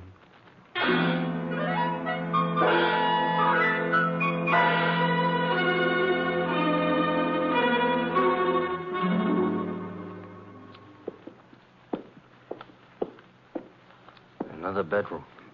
We go in? Naturally. For a bachelor, that ain't the word you should have used. I'm beginning to get worried about this. Supposing somebody screamed. Pull yourself together, Louis. Okay. After all, like the poet says, strong heart never won fair maiden. You mean faint heart. All right, so for dinner I'll eat dog food. Now. Another dressing room. Well? Hey, Mr. Templar. Yes. The same perfume we noticed. Uh-oh. Don't be frightened. Simon, what are you doing in here? Louis and I have been testing perfumes. It's the middle of the night. You awakened me. I'm sorry. I'm even sorrier about something else. What's that? The perfume you use is very distinctive, Sally. I supposed to say thanks? No. Because the last place Louis and I noticed it was in Fats Boylan's room. Minutes after he'd been killed. Oh. Not good, Sally. You're making all this up. No. This bottle of perfume will be evidence. But I didn't kill Boylan. You must be joking about that. I don't think a jury would find it funny. You knew about Boylan stealing the jewels. You must have helped him. I didn't. But then you found yourself being trailed by Hudson, who'd been hired by Mrs. Worth. You were afraid he'd discover the connection between you and Boylan. That's why you came to my apartment. No. Oh, yes. You hoped I'd throw Hudson off, perhaps frighten him. In the meanwhile, you could get to Boylan, get the jewels from him. That isn't true. But when you got to Boylan's place, you found him already dead, and the jewels gone. I didn't. It would be much better for you that way. What do you mean? You wouldn't be liable to a first-degree murder charge. But there were detectives here while the party was going on. Boylan couldn't have stolen the jewels. They saw him leave. He didn't have them. He did have them. He was playing Santa Claus, and he was a thin man. Santa Clauses, as Louis pointed out to me earlier tonight, are fat. Therefore, Boylan entered this house wearing padding underneath his costume. He left it with a large jewel box in place of the padding. That's how he did it, Sally. You're smart. You found Boylan. You knew his address. Therefore, you'd hired him in the first place. And therefore, also, a jury would believe you'd killed him unless you tell us who did. Well, all right. I'll tell you. There's really no need, my dear. Oh, Claude. Hey, Mr. Templar, tell him to point the gun someplace else. Mr. Worth, point that gun someplace else. I prefer this direction. You were saying, Mr. Templar, about the jewels. The jewels were insured. Therefore, you, Mr. Worth, arranged to have them stolen. Indeed. Indeed.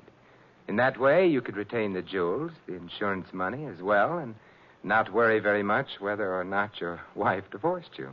Clever. Boylan is dead. How true. You had to see to that, didn't you? Otherwise, he might have blackmailed you for the rest of your life, or for whatever money you got out of the entire crooked deal. I can see 2 other deaths. Yours, your friend. And Sally? You going to kill her, too? That depends, I should think, on Sally. Claude, I never knew you intended to kill anyone. There's no need to play the ingenue quite so strenuously, my dear. You were in on most of it. But not murder. I'm afraid Mr. Templar's pessimism is justified. I shall have to include you. But however did you get onto her, Templar? Her perfume. To be precise, this perfume. Well, you got him in the eye. Yeah, I hope this gets him someplace more effective. Mr. Templar, the trail of unconscious bodies you're leaving behind you tonight, if laid end to end, Yes, Louis. would look terrible.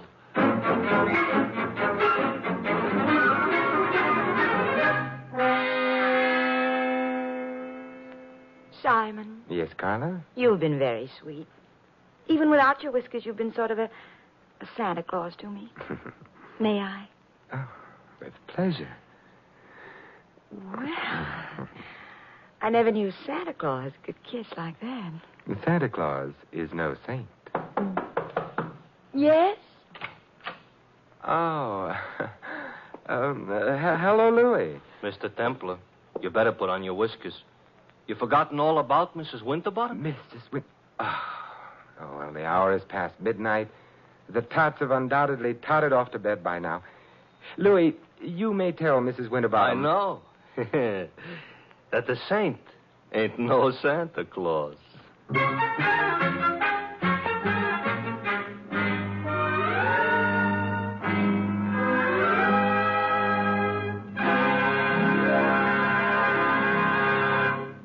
You have been listening to another transcribed adventure of The Saint, the Robin Hood of modern crime.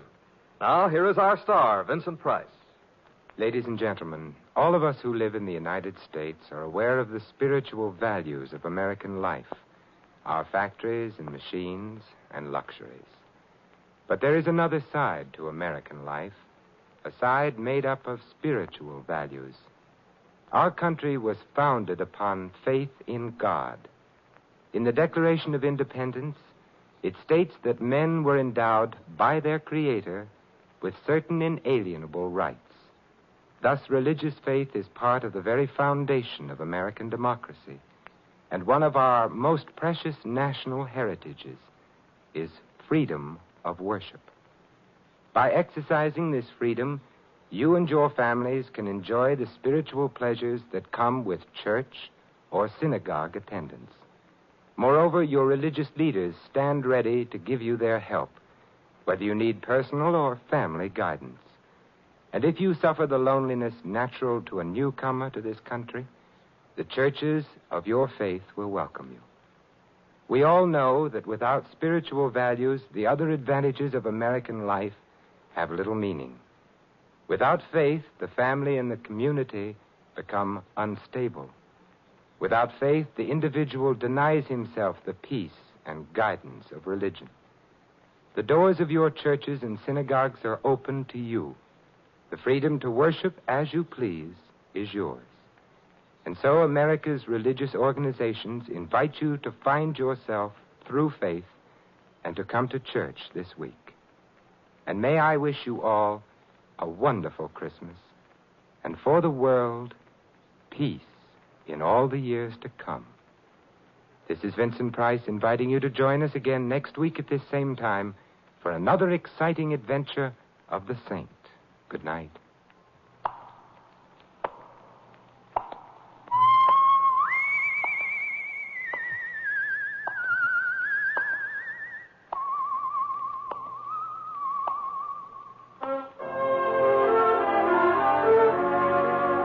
This adventure of the Saint was written by Louis Vittes. Our cast included Mary Shipp as Sally and Betty Lou Gerson as Carla. Hy Everback was Hudson, Ted Osborne, Claude. The butler, Stanley Farrar. Louis is played by Larry Dotkin. The Saint, based on characters created by Leslie Charteris, is a James L. Safier production and is directed by Helen Mack. Vincent Price is soon to be seen co-starring in RKO's production of His Kind of Woman. All you Saint fans will be glad to know that the Saint comic books are on sale at all newsstands. Your announcer, Don Stanley.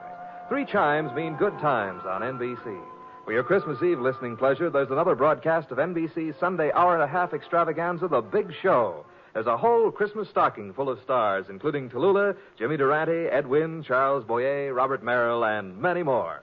Tonight also means your weekly visit with the Harris family on the Phil Harris-Alice Faye Show. Be sure to hear this special Christmas program later today on NBC. Happy holiday, happy listening. Happy holiday, happy listening. NBC wishes you a season of good cheer. A merry, merry Christmas and a happier New Year.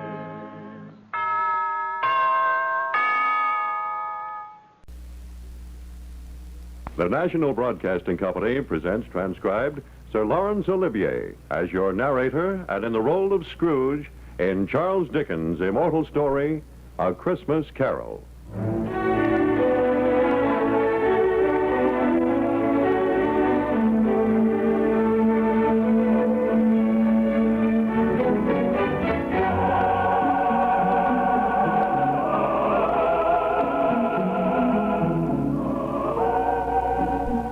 This is Laurence Olivier. Over 100 years ago, in December 1843, Charles Dickens wrote this story.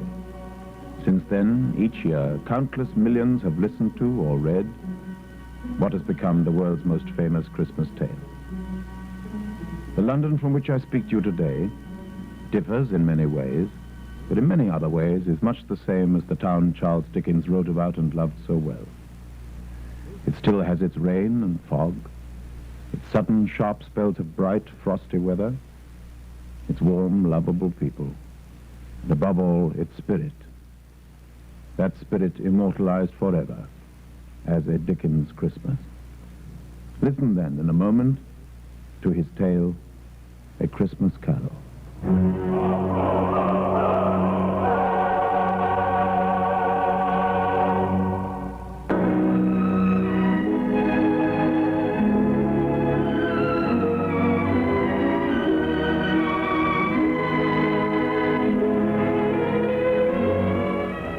Was dead to begin with, dead as a doornail. There was no doubt whatever about that.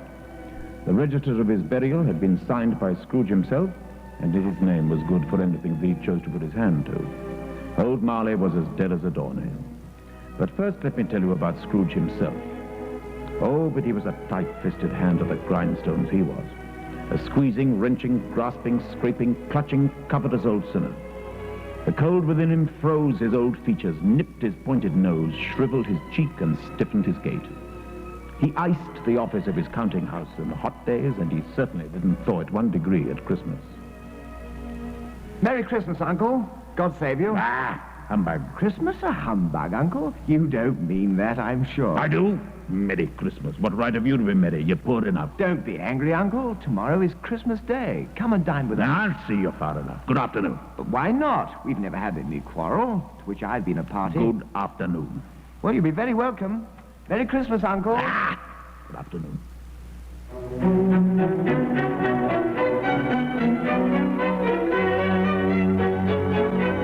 At least Scrooge's nephew found his Christmas greetings cordially returned by Scrooge's clerk, Bob Cratchit, even though he was freezing to death in his unheated corner of the office and earned only 15 shillings a week. In showing the young man out, however, Bob Cratchit let 2 other people in. They were portly gentlemen and greeted Scrooge in a friendly way. This festive season of the year, Mr. Scrooge, we like to make some provision for the poor and destitute. Many thousands are in want of common necessaries. Are there no prisons? Oh, plenty of prisons. And the union workhouses, are they still in operation? Oh, yes, indeed. But many can't go there, and many would rather die. If they'd rather die, then they'd better do it and decrease the surplus population. Oh. Good afternoon. Oh.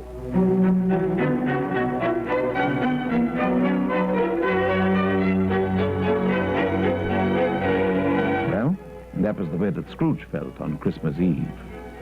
At length, the hour of shutting up his counting house arrived. With an ill will, he dismounted from his stool and tacitly admitted the fact to his clerk, Bob Cratchit. The You want the day off tomorrow, I suppose. If quite convenient, It's sir. not convenient, and it is not fair. If I was to stop half a crown for it, you'd think yourself ill-used, I'll be bound. Well, it's only once a year, sir. Bah! Humbug!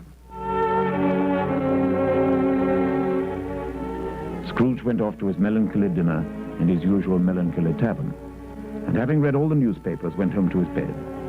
His house was old and dreary, and nobody lived in it but Scrooge, the other rooms being all let out as offices.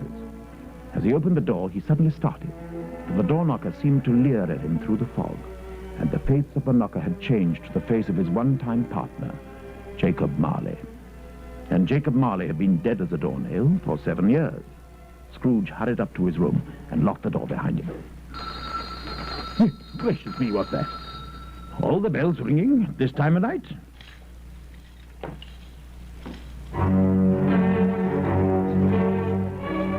The clanking of heavy chains up the stairs, along the passage to the locked door of his room. A ghostly figure suddenly appearing through the door and standing there in front of him. No need to ask who it was. It was the ghost of Jacob Marley.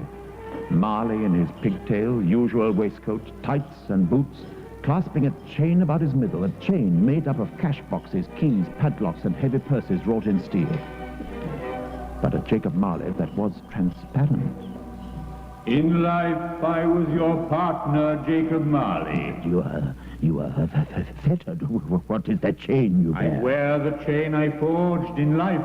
I made it link by link and yard by yard, and of my own free will I bore it. Would you know the weight and length of the chain you bear yourself? It was full as heavy and as long as this, 7 Christmas Eves ago, and you have labored on it ever since. Jacob, speak comfort to me, Jacob. I have none to give. I am here tonight to warn you that you have yet a chance and hope of escaping my fate, Ebenezer. You were always a good friend to me, Jacob. Thank you. You will be haunted by 3 spirits. Haunted? I think I'd rather not be, Jacob. Without their visits, you cannot hope to shun the path I tread. Expect the first one tomorrow when the bell tolls 1. Oh. Couldn't I take them all at once and have it over, Jacob? Expect the second on the next night at the same hour. The third upon the next night when the last stroke of 12 has ceased to vibrate. Look to see me no more, and look that for your own sake you remember what has passed between us.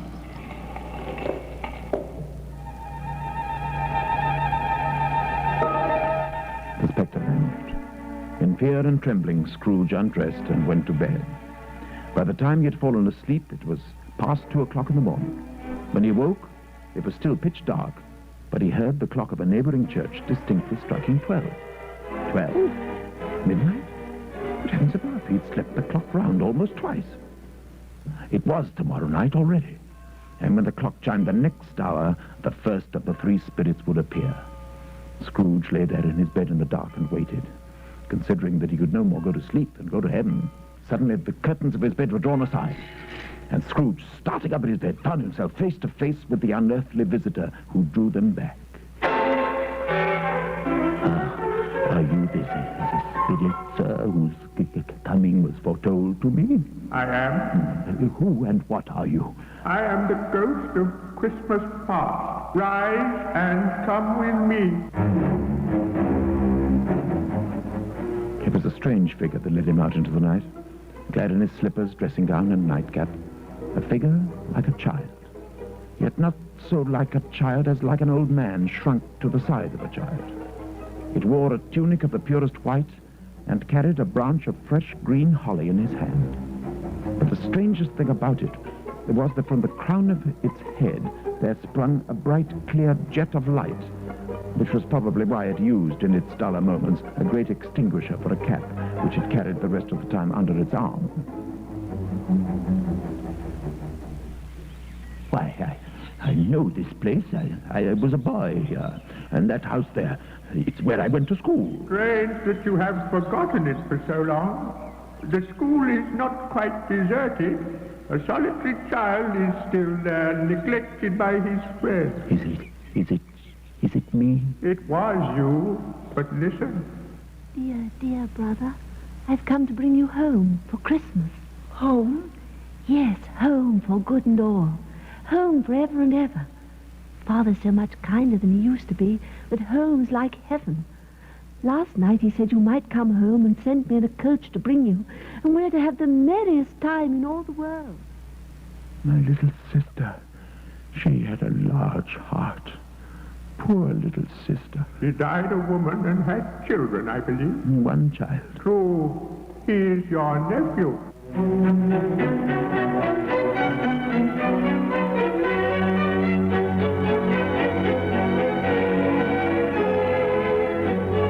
Once more, the spirit led him away, back through the night into the city they had left. It was plain enough by the brightly lit shop windows that it was Christmas time again. They stopped before a warehouse door. Why, that's old Fezziwig's place, where I was apprenticed.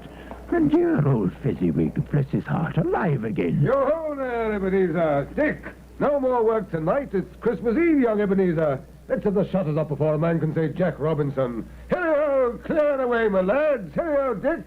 Cheer up, Ebenezer. All was done in a moment.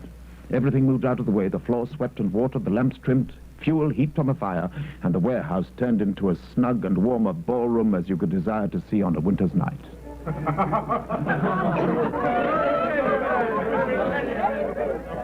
A small matter to make these silly folks so full of gratitude. Small? Why isn't it? He's only spent some 3 or 4 pounds of your mortal money. Does that deserve such praise? It isn't that, Spirit. He had the power to make us happy or unhappy, to make our service a pleasure or a toil. Oh, dear. What's the matter? Nothing particular. I should just like to be able to say a word or two to my clerk just now, Bob Cratchit. Yes. Remove me from this place. These are the shadows of things that have been. If they are what they are, don't blame me. Remove me. I cannot bear it. Take me back. Haunt me no longer.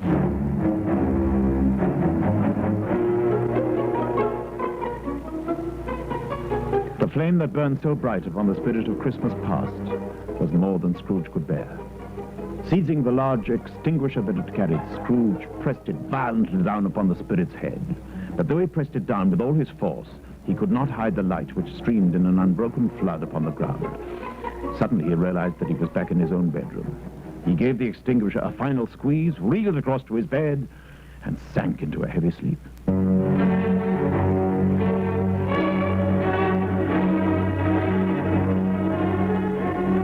Awaking in the middle of a prodigiously tough snore and sitting up in bed to get his thoughts together, Scrooge did not need to be told that the bell was again upon the stroke of 1.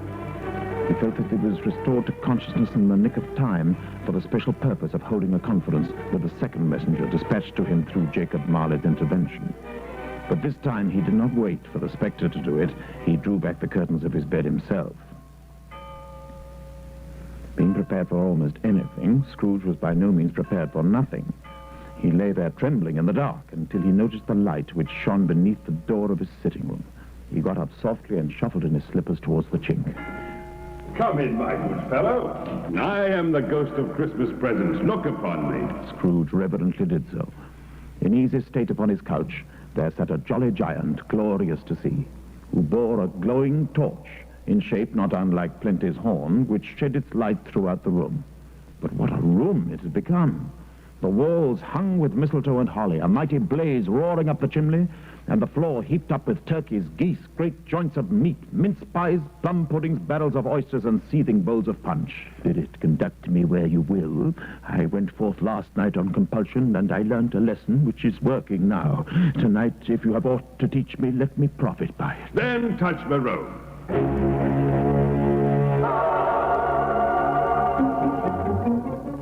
Holly, mistletoe, turkeys, and plum puddings all vanished instantly, and out into the night they flew over the twinkling lights of the great city. It was a remarkable quality of the ghost that, notwithstanding his gigantic size, he could accommodate himself to any place with ease, and that he stood beneath a low roof quite as gracefully as in a lofty hall, which was just as well, for in a moment they were standing there in the dining room of Scrooge's clerk, Bob Cratchit, and his family.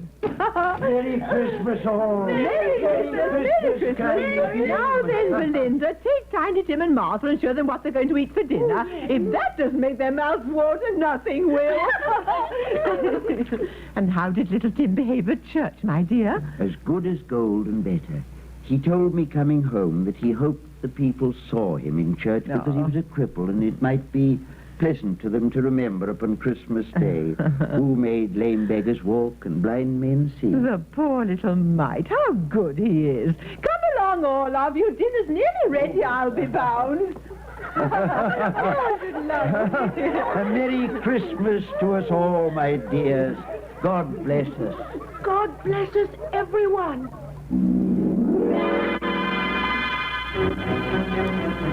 Spirit, Tiny Tim is a cripple and so very pale and sickly.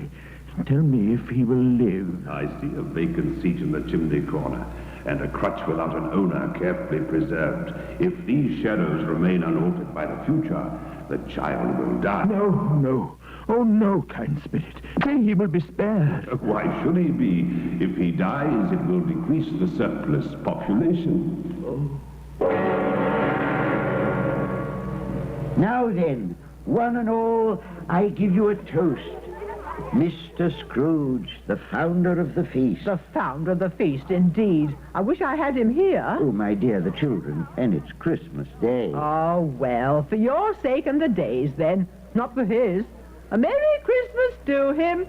He'll be very merry, I'll be bound. Oh, that's better, my dear. To Mr. Scrooge. Mr. Scrooge. Mr. Scrooge. I never knew that people could be so happy. But, Spirit, you're looking sad and old. Your hair has turned white. It is nearly midnight, when I shall die and become myself no more than a shadow. Who are those unhappy, frightened, cowering children there in rags behind you? Are they yours, Spirit? They are mankind's. Their names are Ignorance and What. Beware of them, for they are vicious. Have they no refuge or resource? Are there no prisons? Are there no workhouses? Farewell.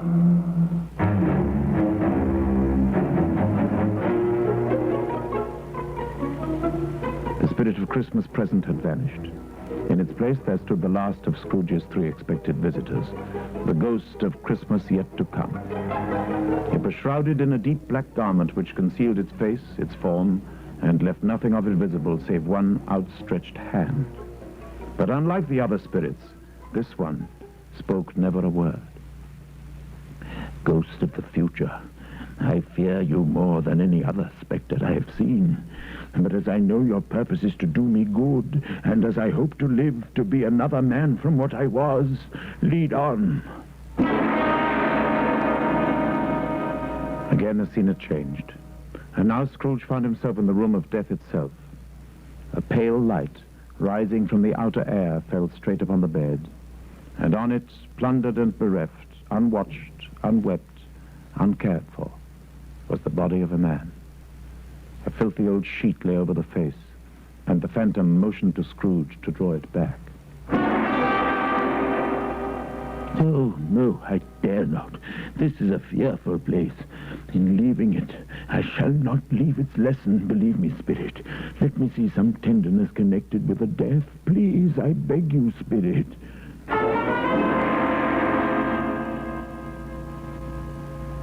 Poor little Tiny Tim. You went today again, Robert? Yes, my dear. I wish you could have gone. It would have done you good to see how green a place it is, but you'll see it often. I promised him that I would walk there on a Sunday. Poor Tiny Tim, my little child. Poor little Tiny Tim. If only I'd known, Spectre. Something tells me our parting moment is at hand. I know it, but I know not how. Tell me, what man was that whom we saw there lying dead? A gravestone? Before I read the name upon it, Spectre, answer me one question. Are these the shadows of the things that will be, or are they shadows of the things that may be only? You do not answer, only point. And I must read the name upon this grave. Ebenezer Scrooge. Oh, Spirit, no. Spirit, hear me. I'm not the man I was. I'll not be the man I must have been but for this intercourse. Why show me this if I'm past all hope? Good Spirit, assure me that I may yet change these shadows you have shown me by unaltered life. I will honor Christmas in my heart and try to keep it all the year. I will live in the past, the present, and the future. The spirits of all three shall strive within me. I will not shut out the lessons that they teach. Oh, tell me I may sponge away the writing on this tome. And holding up his hands in one last prayer to have his fate reversed, Scrooge saw an alteration in the phantom's hood and dress. It shrunk, collapsed, and dwindled down to a bedpost. Yes, and the bedpost was his own. The bed was his own. The room was his own. A bright, shining morning, and the bells of the town pealing out there beyond his window. Oh, how long have I been sleeping? What day of the month is it? Hey! What's today, my fine young fellow? Day? Why, Christmas Day. Christmas Day? I haven't missed it. The spirits have done it all in one night after all. Hello, then. Hello. Do you know the poulterers in the next street? No, of course you do, an intelligent boy. Well, do you know whether they sold the big prize turkey they had there yesterday night? It's hanging there now, mister. It is? Then go and buy it. Here's a shilling. Come back with the man. Half a crown for you if you have that turkey in less than 5 minutes. Right.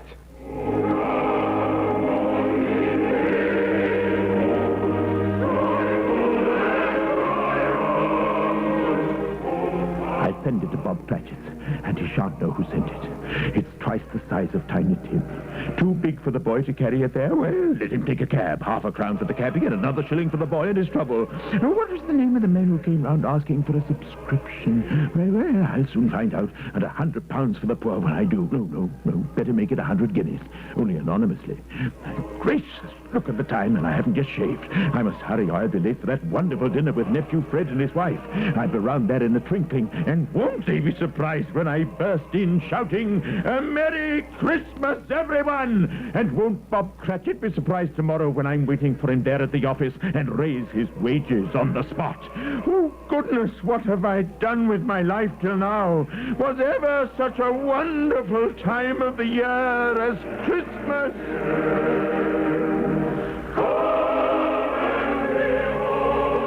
Scrooge had no further need of intercourse with the spirit, but lived upon the total abstinence principle ever afterwards. And it was always said of him that he knew how to keep Christmas well, if any man alive possessed that knowledge. May that truly be said of us and all of us. And so, as Tiny Tim observed, God bless us, everyone.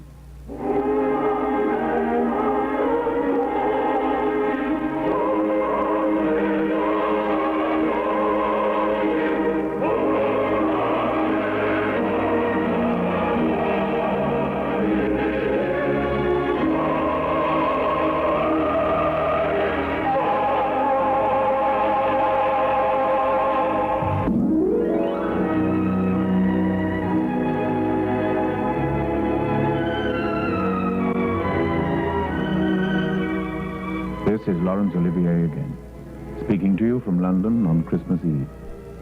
Each of us here in the studio joins with me in wishing you a very happy Christmas. And in the words of Tiny Tim himself, God bless us, everyone.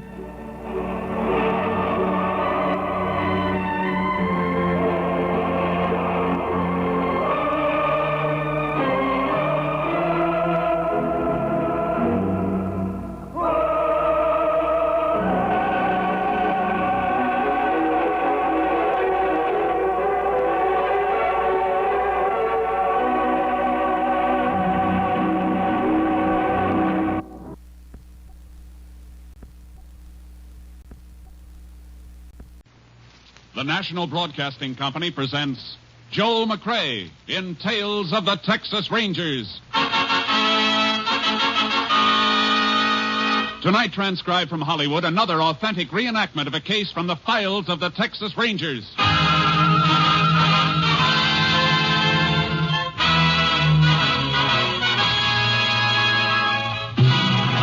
the Texas Rangers, starring Joel McCrea as Ranger Jace Pearson.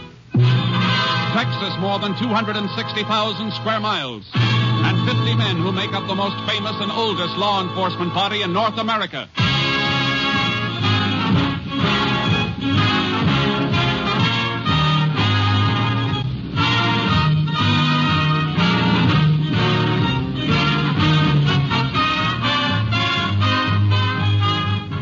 From the files of the Texas Rangers come these stories based on fact. Only names, dates, and places are fictitious for obvious reasons. The events themselves are a matter of record.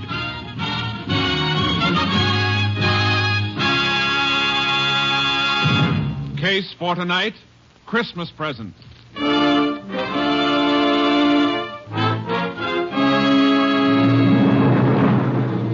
It is 2 p.m., December 21st, 4 days before Christmas in the Depression year of 1931. On a city street corner in North Texas, a man dressed as Santa Claus suddenly leaves his post beside a large red pot labeled Help the Poor. Shivering with cold, he enters the newly opened building of the Panhandle Equity Bank and approaches the bank guard. Say, mister, you mind if I stay in here a few minutes, warm up a little? I sure don't. I've been watching you through the window. Don't know how you stood it as long as you did. Oh, this Santa Claus outfit's pretty warm at first, but then the cold sort of creeps in on you. How long they expect you to stand out in that? Oh, 8 to 2. 6 hours, that's all. Well, it's 2 o'clock right now. You can go home. Not till my relief man shows up, I can't. Can't leave till he gets here. Some money in a pot out there. Oh. Well, why don't you wait right in here till you see him? Well, I was hoping you'd say that, because I'm sure... Oh, there he is now. Just drove up in a car. Oh, he can't leave a car parked there in front of the bank. There's a time limit on parking. Well, I think he's just wondering why I'm not there. I better go out and... Oh, he sees me. He's coming in. Howdy. Howdy. Was wondering when you get here. God let me come in and warm up. I hope your Santa Claus suit is warmer than his. We'll be closed up by the time you need warming. I don't think I'll get very cold. I got a Colt 45 in my pocket, pointed right for your belly. Now, don't move. Don't move, he said. Keep your hand away from your gun. You guys are pulling the stick up. No kidding. You figured that all out by yourself, stupid? Let's make it a nice, quiet stick-up, huh? Just walk to the rear of the bank with us, take us through the door to the money in the vault. Now, go on. You'll never get away with this. You just trying to attract any attention. You'll never live to know whether we're doing or not. All right. Open that door. The girl by the desk has to open it. It's button control. Well, tell her you won't in. Miss Keene. Oh, I'm sorry, Mr. Lovett. Your Santa Claus friend's coming in with you? Yeah. We're so busy, I didn't even notice it. Something wrong, Mr. Lovett? You look kind of sick. You'd be more than sick if you let out one yell. They got guns in their pockets, Miss Keene. Watch your mouth, sister. Nobody else can see us now. Take his gun. I've got it. Now, sister, whether he lives or not is up to you, understand? What do you want me to do? Open the cage of those money trays. Get to it. All right. You got the sack.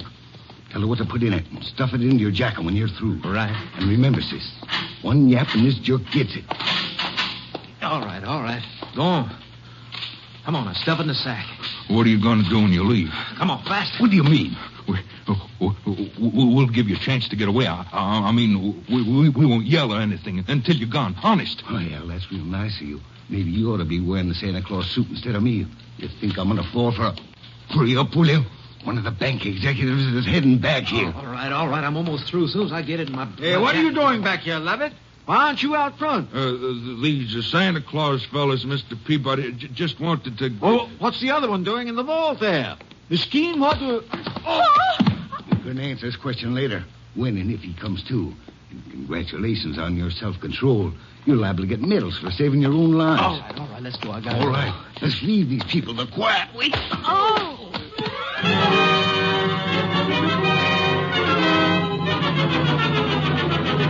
Texas Ranger Jace Pearson, closest unit to the scene of the crime, was requested to investigate.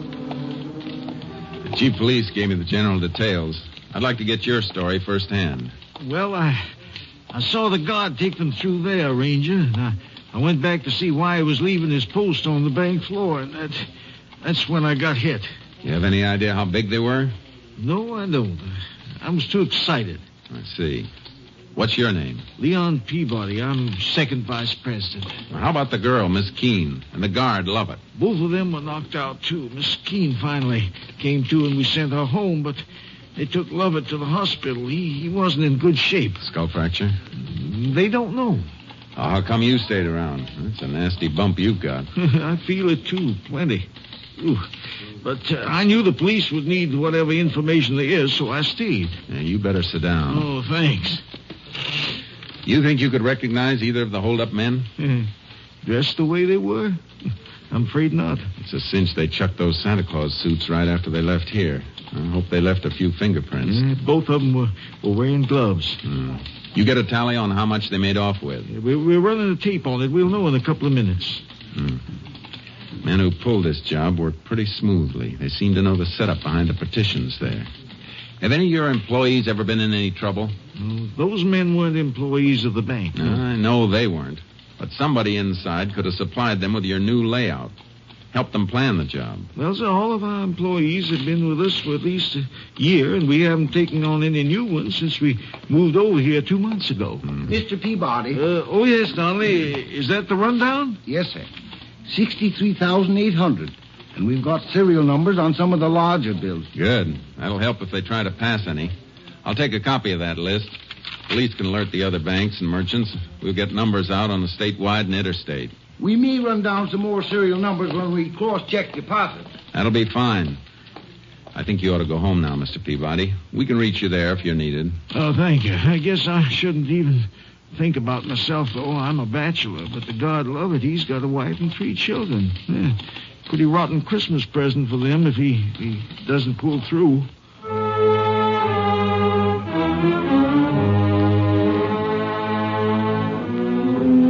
I paid a call on Miss Keene, the girl who'd been slugged, but she was in a state of shock and hysteria. By nightfall, all possible angles had been checked, and we still didn't have a lead. My boss, Ranger Captain Stinson, flew in, and I met him at the airport and drove him to town.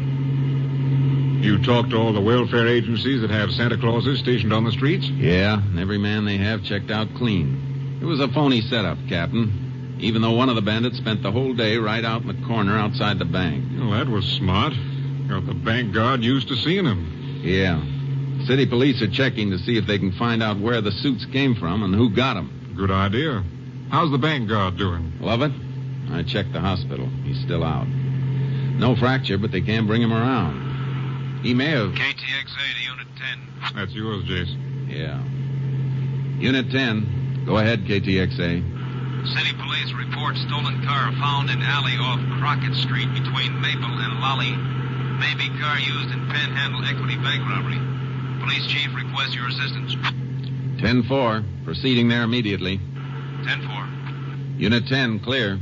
KTXA Austin. We better get there fast. This may be the break we need.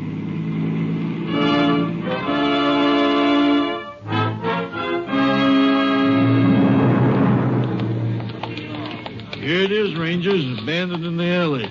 Prowl cars spotted it and checked the license on the stolen car list. When was it reported stolen, Chief? Early this morning, but the owner says it might have been missing since yesterday. He's been away. You check on him? Yep, he's clear. That's where he said he was. What makes you fellas think this is the car? Found this on the floor, under the seat. Big red button. Off a Santa suit, all right. I'm going to climb in behind the wheel for a second. Ask one of the men in the prowl car to flash his light this way. Sure. Let's have a spotlight here, will you, boys? Okay, Chief. That do, Ranger? Yeah, that's fine. Yeah, have any of your men moved this rear vision mirror, Chief? Nope. How about this front seat? You slide it back to get that button you found? No, just saw it under there and reached in and got it. What are you trying to figure, Jace? The last fellow who drove this car was pretty big, about an inch or inch and a half taller than I am. What makes you think so?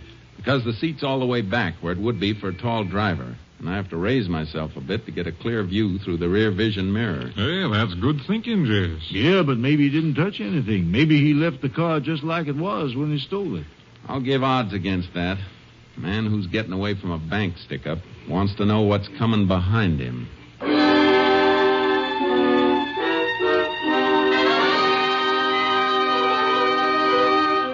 All roads out of the city had been under watch since the report of the robbery, so the men we were after figured to be close by.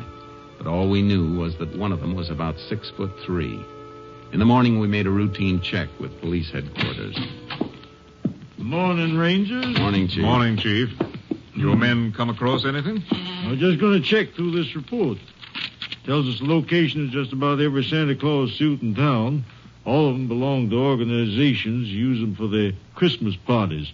Of course, once in a while, they let some private individual borrow them for a kid party or something, as if they put up deposit money. You got a list of the places that have loaned suits out and who got them? That top paper. I was just starting to check it.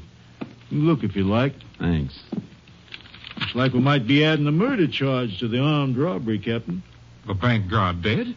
Not yet, but it looks bad. They're operating for a blood clot on the brain. He's, Wait a minute. What is it, Jace? I think we've got a boy to talk to. Look at this list. 2 suits borrowed from 2 different organizations, but both borrowed by the same man, Anthony Ross, 124 Petagrosa Street. Say, that's worth looking into, Jace. Come on. Let's pick him up.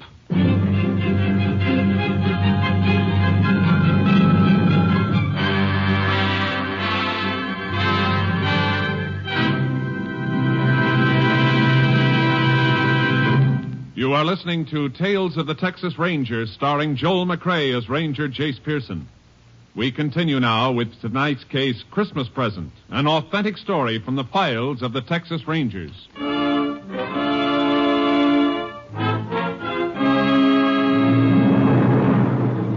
home of Anthony Ross at 124 Petagrosa Street turned out to be a rundown shack on the outskirts of town. A small boy and girl, not dressed well enough against the cold, stopped playing with a mongrel dog as we drove up. They stared at us while we went up the rickety porch, the dog barking at our heels. It's all right, boy. It's all right. Take it easy. Good pup. There's a good... Yeah, what? Oh, Texas Rangers. You Anthony Ross? Yeah? We'd like to come in. Oh, sure. Annie, you and Jim take the dog in the back of the house and play there. Look at those suit boxes, Jace. Yeah, I see them. What do you want to see me about? We can start with those boxes on the table. What's in them? I don't know. Just a couple of packages. That's all. They ain't mine. You better open them up, Jace. Yeah. No. Wait a minute. I tell you, they ain't mine. You got no right to... This search warrant says we have.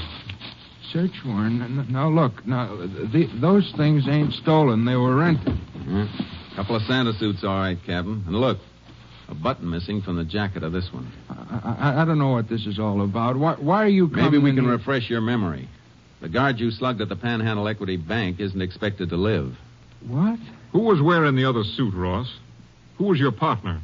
What are you guys doing to me? I don't know what you're talking about. We're talking about the $63,000 stick-up you and somebody else pulled yesterday. And since you're about 5'10", I can tell you that your partner's about 6'3". Rangers, you're making a mistake. I don't even know anything about a holdup. The button missing from this suit was found in your getaway car, the one your partner drove. It wasn't me. I tell you, I didn't even know what kind of costumes were in them boxes. They ain't mine. And where'd you get them?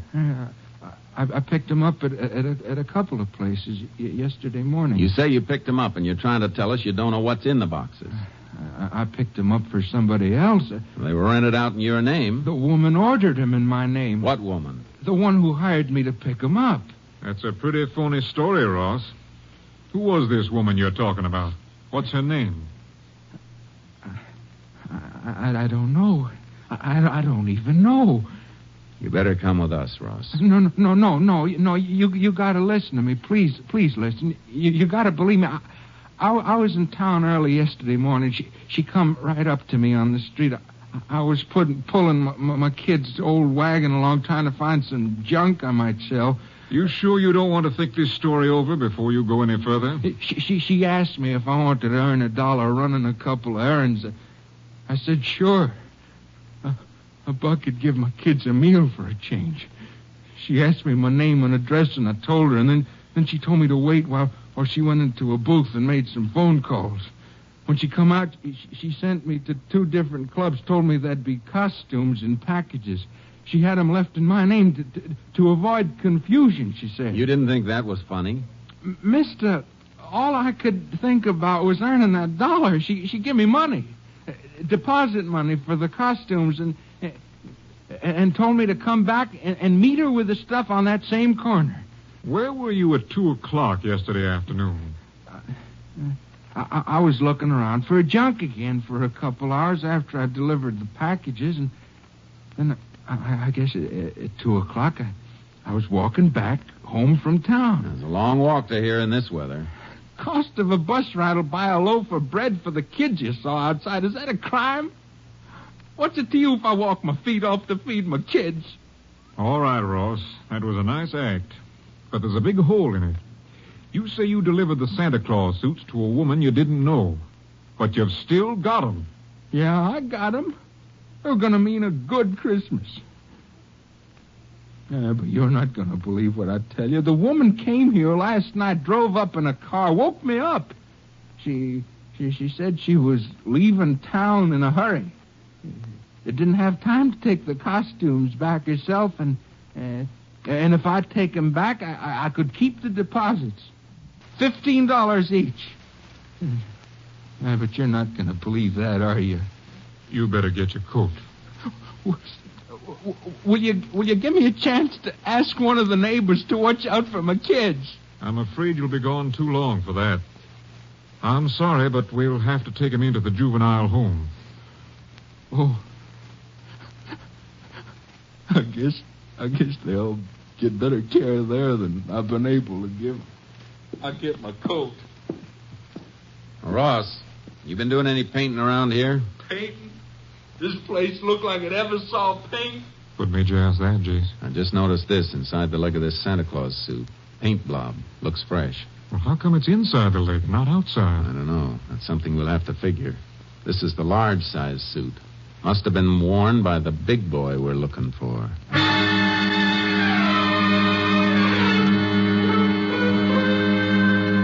The captain and I did a job we hated, dropping the Ross kids off at the juvenile home. Sometimes it's the only thing to do. They cried for their father. Always make something inside you cry a little with them.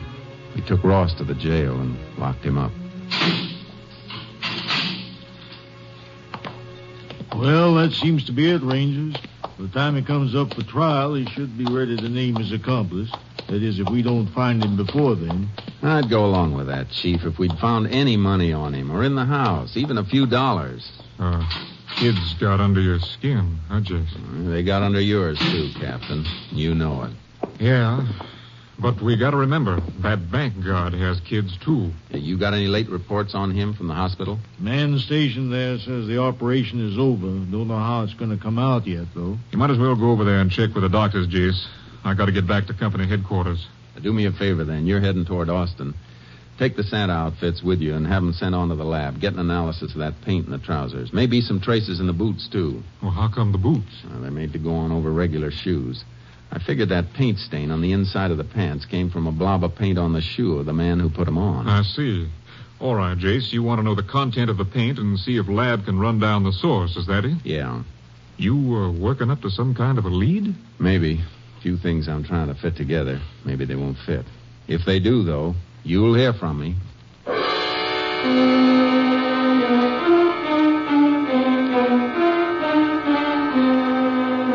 I went over to the hospital and checked with the doctors, but the outcome was still in doubt. The guard's wife was there, face twisted with worry and fear. There was nothing I could do to help. I got some sleep. Then in the morning, I went back to see the police chief. Oh, Ranger, I'm glad you dropped in. I just had a long-distance call from your lab headquarters at Austin. Report on that paint. Mm-hmm. Here, I wrote it all down.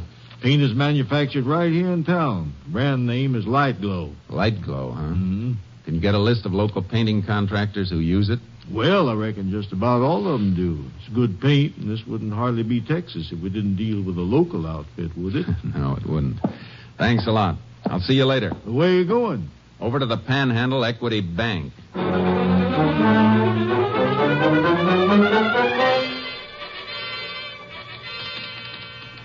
Mr. Peabody, do you know who painted this bank before you opened? Well, there was a contract for the building. included the painting. I guess that was done on a subcontract. Can you find out from the contractor? Sure, but do you mind my asking why? I told you the day of the robbery. Everything was too well planned. Like the men who did it knew the inside of the bank. Yes, I remember you saying that. You think the painters may have? That's what I think. But why not some of the construction men? I've got a reason for being interested in painters. Check it for me, will you?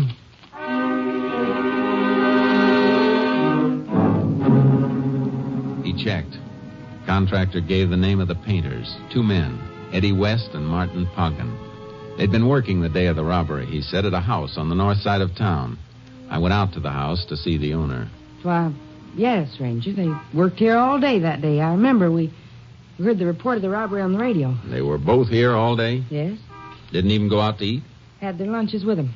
Kind of smelly when the house gets painted. Most women usually get out of the way. I wanted to watch them, so I was here every minute to see they didn't get sloppy. I like things neat. I see. Well, thanks, ma'am. I'm sorry I bothered you. Why are you asking about them, Ranger? Nothing important. Not as long as you say they were here. Goodbye, ma'am. Merry Christmas to you. Yeah, the same to you, Ranger. Merry Christmas. She was the alibi for Eddie West and Martin Poggin. But she was too nervous about answering a few simple questions. Nervous enough to make me wonder. I went back to the jail, got Anthony Ross out in my custody, and drove him to the north side of town. All right, get out, Ross. We're going in here for a minute. Why? What are you trying to frame now? I just want you to meet somebody.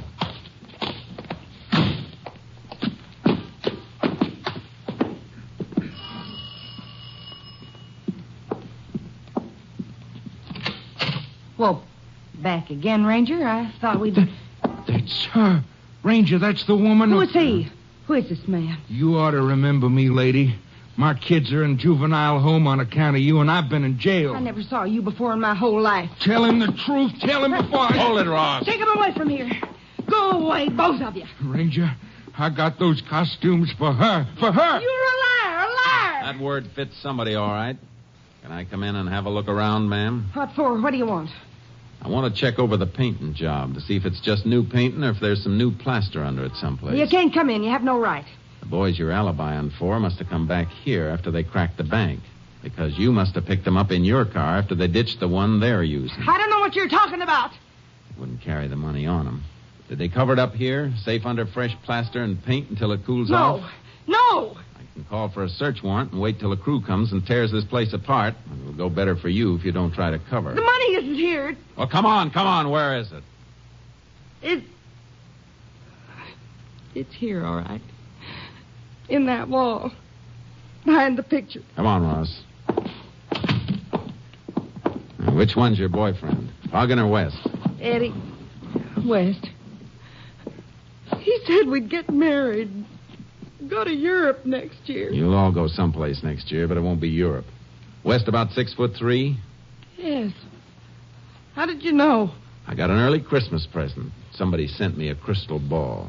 As soon as I call the police and dig out that bank money, you're coming with us.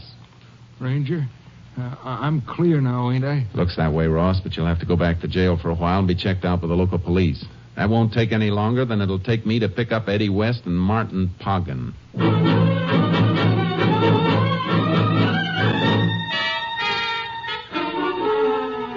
I made my call, then took West's girlfriend and Anthony Ross back to jail.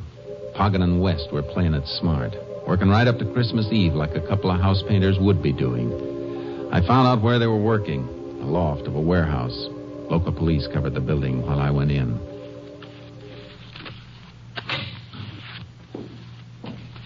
Eddie, who's that? Who came in? Probably the watchman. Watch out for those paint cans. Don't worry. I see him. That ain't the watchman's voice, Eddie. Come out of the shadows where we can see you. I'm coming. But seeing me isn't going to make you happy. Eddie, it's a Texas Ranger. Shut up, Poggin. I got my gun. Howdy, Ranger. Something you want? Yeah. I want the 2 men who robbed the Panhandle Equity Bank. Shut up. What would we know about that, Ranger? Come down off that scaffold and I'll tell you. Okay. Mighty low way. Too bad you aren't working in a place with a phone. Your girlfriend could have warned you earlier. Eddie, he knows. I'll get him. Keep your hands away.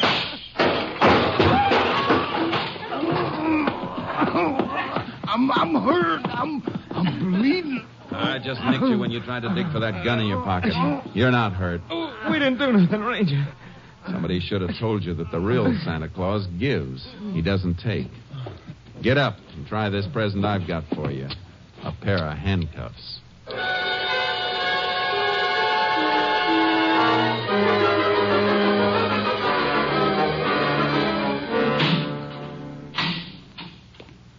Well, that winds it up for sure, Ranger.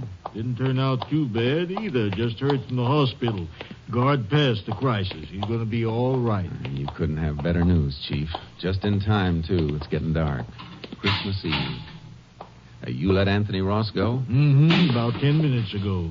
He didn't seem too happy, though. Just like he didn't care. What with his kids in the juvenile home and everything. Judge mightn't even release him if he can't care for him. Ross didn't have a dime. Not even bus fare. It'd take him a couple hours to walk home. Oh, why didn't I think? Well, maybe it's just as well that way. Let me call the judge. And Mr. Peabody, the bank vice president. Mm-hmm. Stores will be open late, won't they? Yeah, sure. Why? It'll take Ross a long time to get to his house. Maybe we can get some of your boys to help us and change his mind about Christmas.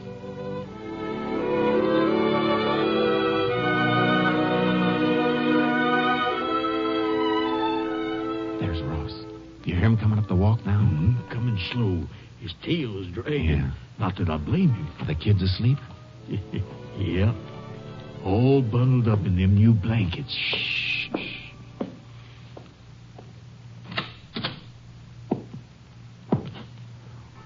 What? Ranger. And the chief. The lights. Lights. They're on. The power company turned them off. Yeah. They sent a man out to turn them on again. What's all this stuff? Ornaments. Christmas tree. All those toys and things. Tomorrow's Christmas, Ross. For you and your kids. They're in the bedroom asleep. My kids.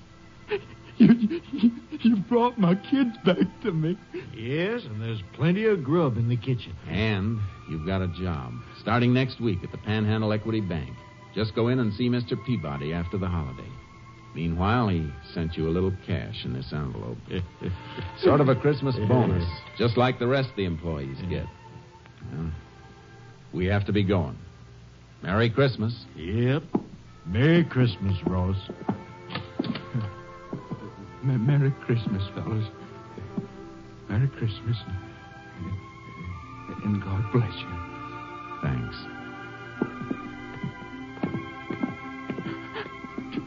God bless you.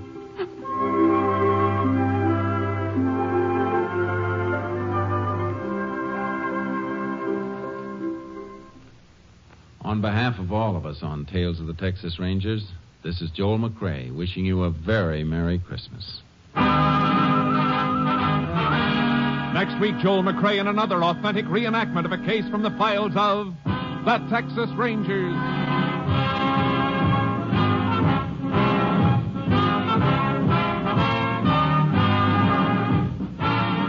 Joel McCrae is currently seen starring in the Universal International Technicolor production Frenchie. Tonight's cast included Tony Barrett, Shepard Menken, Jim Nusser, Virginia Gregg, Victor Rodman, and Byron Kane. This story was transcribed and adapted by Joel Murcott, and the program was produced and directed by Stacy Keach. This is Hal Gibney speaking.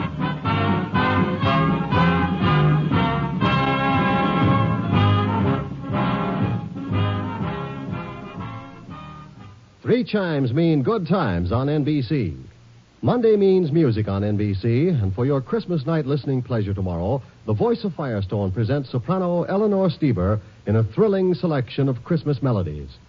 Next, Jack Parr calls a Marine veteran in Japan on NBC.